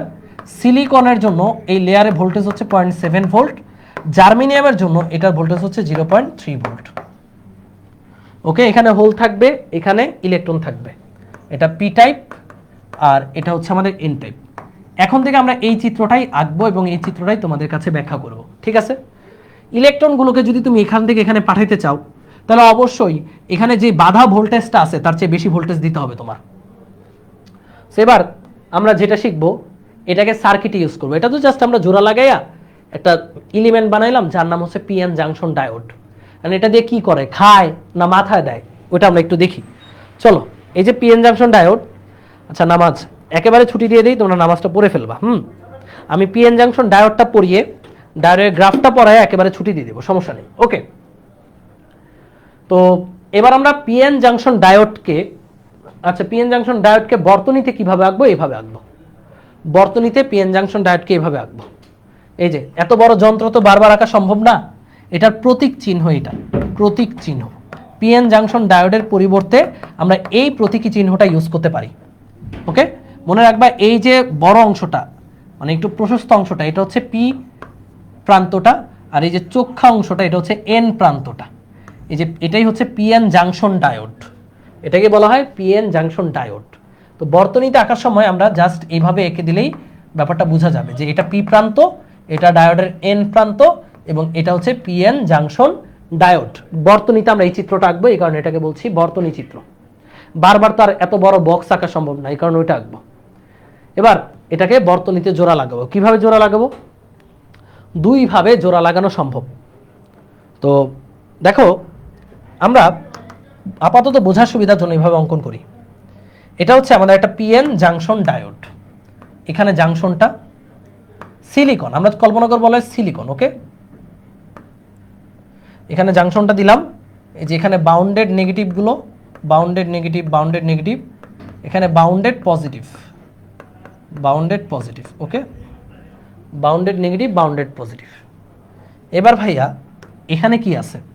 এখানে আছে হোল, এই যে এগুলো হচ্ছে ফ্রি হোল, এখানে অসংখ্য অসংখ্য কোটি কোটি হোল আছে। আর এখানে আছে ইলেকট্রন, ফ্রি ইলেকট্রন। ওকে,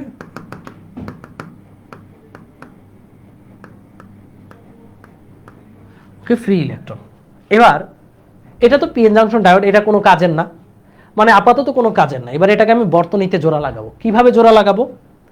কিভাবে জোড়া লাগাবো? এই ঘটনাকে বলা হয় বায়াসিং, এটাকে বলা হয় বায়াসিং। এখন আমরা ফরওয়ার্ড বায়াস শিখবো আর কি। এটা তো পি প্রান্ত আর এটা হচ্ছে এন প্রান্ত, একদমই সোজা। পি এর সাথে ব্যাটারির পজিটিভ প্রান্ত আর এন এর সাথে ব্যাটারির নেগেটিভ প্রান্ত জোড়া লাগাইলে যেই বায়াসিং ব্যবস্থা সৃষ্টি হয় তাকে বলা হয় ফরওয়ার্ড বায়াস, বাংলায় বলে সম্মুখী ঝোঁক, সম্মুখী ঝোঁক। তাহলে আমি আবারও বলি, এগুলো ভাই মুখস্থ করা কিছু নাই, কানার ভাই অন্ধ পারে। যদি পি এর সাথে ব্যাটারির পজিটিভ প্রান্ত, পি টাইপের সাথে ব্যাটারির পজিটিভ প্রান্ত আর এন টাইপের সাথে ব্যাটারির নেগেটিভ প্রান্ত জোড়া লাগিয়ে যেই বায়াসিং ব্যবস্থা গঠন করা হয়, বা যেই ঝোঁক ব্যবস্থা, বায়াস মানে ঝোঁক, ঝোঁক ব্যবস্থা তৈরি করা হয় তাকে বলা হয় ফরওয়ার্ড বায়াস। তো এই যে এইটা ভালো মতো বুঝবা, যে একটা তার দিয়ে পি এর সাথে ব্যাটারির পজিটিভ প্রান্ত আর এন এর সাথে ব্যাটারির নেগেটিভ প্রান্ত আমি অ্যাটাচ করলাম, তাহলে এখানে যে ঝোঁক ব্যবস্থা ঘটলো এটাকে বলা হয় ফরওয়ার্ড বায়াস। এবার এইটা করার পর ঘটনা কি ঘটবে এটা বুঝতে হবে, যে আমি পি এর সাথে পজিটিভ, এন এর সাথে নেগেটিভ দিলাম, তাহলে ঘটনা কি ঘটবে এখানে, ঘটনাটা বুঝো। এখানে যদি তুমি 0. সাপোজ এটা সিলিকনের, তো তুমি যদি এখানে 0.6 ভোল্ট ব্যাটারি দাও, বলো এর মধ্যে দিয়ে ইলেকট্রন যাবে নাকি যাবে না, উত্তর দাও। এই যে ডায়োডটা, এই যে একটা যন্ত্র, এই যন্ত্রের মধ্যে দিয়ে ইলেকট্রন যাবে নাকি যাবে না। এটা যদি আমি শর্ট চিত্র আঁকতে চাই, এই হচ্ছে আমাদের একটা ডায়োড, এইখানে পি এর সাথে ব্যাটারির পজিটিভ প্রান্ত, এন এর সাথে ব্যাটারির নেগেটিভ প্রান্ত দিলে আমাকে বলো এখানে, এই যে এখানে একটা লাইট দিলাম, এই লাইটটা জ্বলবে নাকি জ্বলবে না বলো। ও এখানে আমি 0.6 ভোল্ট দিছি, আর এই হচ্ছে সিলিকন ডায়োড। বলো এটা কি মানে তোর মানে ইলেকট্রন যাবে নাকি না। ভাই তুমি এখানে দিছো 0.6 ভোল্ট, বাট এখানে যে বাধা ভোল্টেজ, সেই বাধাটাই হচ্ছে 0.7 ভোল্ট। তোমার তো ভাই বাধাটাকে অন্তত অতিক্রম করতে হবে, তাই না? তাহলে অবশ্যই বুঝতে হবে যে যদি সিলিকন ডায়োড হয় তাহলে বাধার চেয়ে বেশি ভোল্টেজ এখানে দিতে হবে, তাহলে মিনিমাম 7-এর চেয়ে বেশি। এখানে যে ভোল্টেজটা আমরা দিব, এখানে যে বায়াসিং ভোল্টেজ, এটাকে বলে বায়াসিং ভোল্টেজ, অবশ্যই greater than or equals 0.7 volt. Okay, এই ভোল্টেজটা যদি 0.7-এর চেয়ে বেশি হয় তাহলে ইলেকট্রন যাবে। কিভাবে যাবে দেখাই।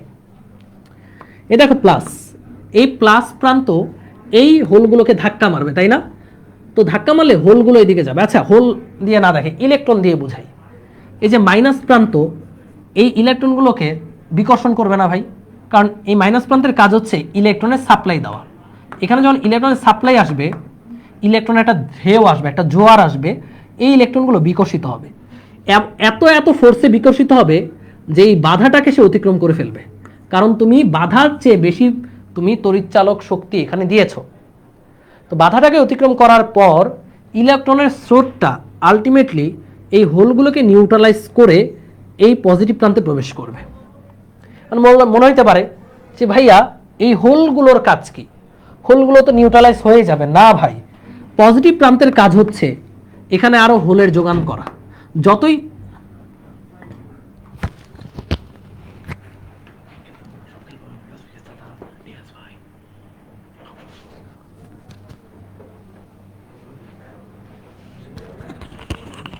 হবে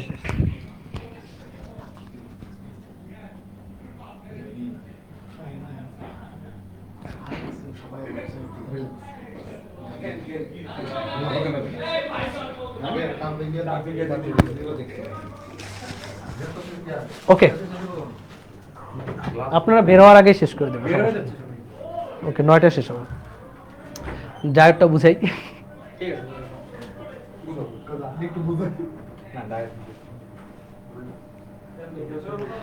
সবাই খেলার জন্য উদ্গ্রীব হয়ে আছে।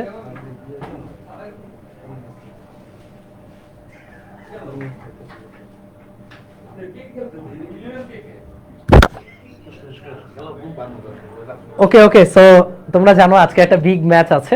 সো আমরা সম্মুখী ঝোঁকটা বুঝিয়ে আজকের ক্লাসটা এখানে শেষ করে দিব। তো সম্মুখী ঝোঁকটা কি হচ্ছে বুঝো, যে এই নেগেটিভ বিভবের কারণে এই যে ব্যাটারির তড়িৎচালক শক্তি, এখানে দেখো এই নেগেটিভ পয়েন্ট থেকে এই ইলেকট্রনগুলো বিকশিত হবে এবং হোলে এসে হোলগুলোকে নিউট্রালাইজ করেও ইলেকট্রনগুলো পজিটিভ প্রান্তে প্রবেশ করবে, কারণ কন্টিনিউয়াস এখান থেকে ইলেকট্রনের যোগান আসবে, রাইট? আর এখানে যখন হোলগুলো নাই হয়ে যাবে, পজিটিভের কাজ হচ্ছে এখানে আরো বেশি বেশি হোলের যোগান দেওয়া। আলটিমেটলি এখানে ইলেকট্রনগুলো ধাক্কা খাবে, ধাক্কা খেয়ে এখানে আসার পর হোলের কারণে ইলেকট্রন টান খাবে, আবার পজিটিভ প্রান্তে প্রবেশ করবে, রাইট?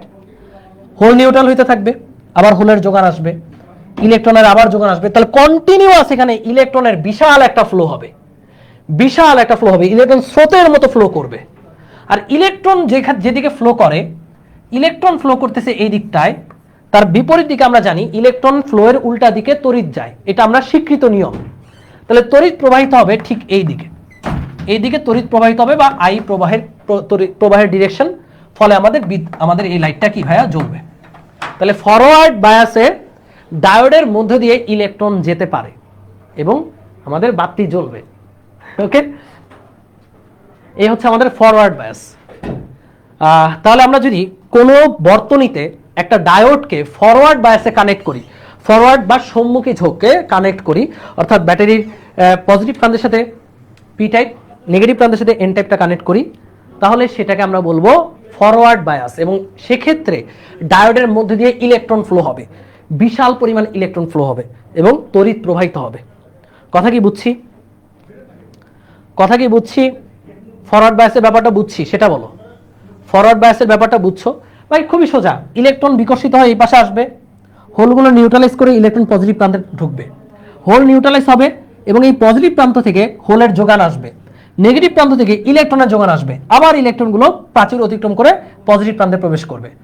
তো ইলেকট্রন যেদিকে যায়, বিদ্যুৎ তার উল্টা দিকে, তাহলে বিদ্যুৎ উচ্চ বিভব থেকে নিম্ন বিভবের দিকে যাবে, ফলে লাইটটা জ্বলবে। তার মানে ফরওয়ার্ড বায়াসে ডায়োড দিয়ে তড়িৎ প্রবাহিত হবে। কথা কি বুঝছো? তাহলে কোন বায়াসে ডায়োড দিয়ে তড়িৎ প্রবাহিত হয়? Forward bias. এবার আমাদের লাস্ট টপিক আজকের, এই যে দেখো ফরওয়ার্ড বায়াসে কি কি বৈশিষ্ট্য লিখেই দিচ্ছি আমরা। বৈশিষ্ট্য হচ্ছে decrease height of depletion layer, তার মানে এই ডিফ্লেশন লেয়ারের হাইটটা কমে যাবে। ভাই অলরেডি বাধাটাকে উপেক্ষা করে ইলেকট্রন চলে যাচ্ছে না, তাহলে অবশ্যই ডিফ্লেশন লেয়ারের হাইট কমে যাবে। রেজিস্ট্যান্স মানে বাধাটা কম, low resistance. Flow of electron and hole, electron এবং হোল দুইটাই ফ্লো হবে ফরওয়ার্ড বায়াসে, দুইটাই ফ্লো হচ্ছে। ভি ইনক্রিজ আই ইনক্রিজ, মানে তুমি যত ভোল্টেজ দিবা তড়িৎ প্রবাহের মান তত বেশি। দেখো এখানে বায়াসিং ভোল্টেজ যত বাড়াবা তত বেশি ইলেকট্রন ফ্লো হবে, তত বেশি ফোর্স পাবে ইলেকট্রন এবং তত বেশি ইলেকট্রন ফ্লো হচ্ছে। তাহলে এইগুলো হচ্ছে আমাদের ফরওয়ার্ড বায়াসের বৈশিষ্ট্য। ওকে, হোল নিউট্রালাইজ কি? হোল অ্যাকচুয়ালি নিউট্রালাইজ হবে না, হোল যাবে, হোলও ফ্লো হয়।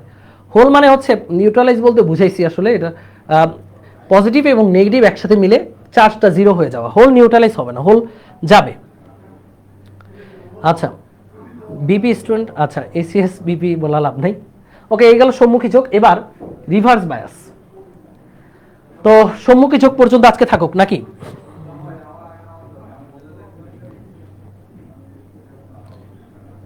অ্যাকচুয়ালি হোল নিউট্রালাইজ বলতে বুঝাইছি ইলেকট্রন হোলে প্রবেশ করবে, প্রবেশ করার পর ইলেকট্রন কি আরো ফোর্স পাবে না, তখন সে পজিটিভ প্রান্তে আসবে। হোলে তো প্রবেশ করবে এবং একই সাথে পজিটিভ প্রান্তেও লাস্টে ইলেকট্রন ঢুকবে, ফলে বিদ্যুতের ফ্লো হবে। ওকে, সো আজকে ফরওয়ার্ড বায়াস পর্যন্ত থাকুক। কালকের ক্লাসটা একটু লং করব, কালকের ক্লাসে রিভার্স বায়াস থেকে পড়াশোনা করব। রিভার্স বায়াস পরে ডায়োডের অঙ্কগুলো করে আমরা যখন ট্রানজিস্টর পড়বো দেখবা পুরো অধ্যায়টা ক্লিয়ার হয়ে যাবে। ওকে, সো আজকে এই পর্যন্ত থাকুক। আচ্ছা বৈশিষ্ট্য আবার একটু বলেন, এই যে বৈশিষ্ট্যগুলো দেখো, কই বৈশিষ্ট্যগুলো? ফরওয়ার্ড বায়াসের বৈশিষ্ট্য এই যে এটা, যে decrease height of depletion layer, মানে ডিপ্লেশন লেয়ারের এই হাইটটা কমে যাবে। কেন কমে যাবে? ইলেকট্রনগুলো যাবে ডিপ্লেশন লেয়ারকে উপেক্ষা করে, ফলে এটার হাইট কমে যাবে। এরপরে লো রেজিস্ট্যান্স, কোনো বাধা নাই, অনেক কম বাধা। রেজিস্ট্যান্স মানে রোধ কম, রোধ কম দেখে ইলেকট্রন যেতে পারছে। Flow of electron and hole, electron এবং হোল দুইটারই ফ্লো হবে। আর এক্ষেত্রে ফরওয়ার্ড বায়াসে ভোল্টেজ যত বাড়াবা তড়িৎ প্রবাহের মান তত বাড়বে, তড়িৎ প্রবাহের মান তত বাড়বে। এখানে বায়াসিং ভোল্টেজ যত দিবা, বায়াসিং ভোল্টেজ মানে বাহ্যিকভাবে যে ভোল্টেজটা দিচ্ছ, তড়িৎ প্রবাহের মান তত বাড়বে। Okay, that's all for today. Next ক্লাসটা কেউ মিস করো না, ট্রানজিস্টর পড়াবো, ডায়োড পড়াবো, অঙ্ক করাবো। এইগুলো হচ্ছে এখন পর্যন্ত আমরা বেসিকটা পড়লাম। এই অধ্যায় আমাদের 3 ঘন্টা 6 ঘন্টা লাগবে। তো যেহেতু আজকে একটু কম পড়াইছি, কালকে একটু বেশি হবে ক্লাস, ওইভাবে প্রস্তুতি নিয়ে এসো। রাত 9টায় দেখা হবে। আল্লাহ হাফেজ, টাটা, লাভ ইউ অল।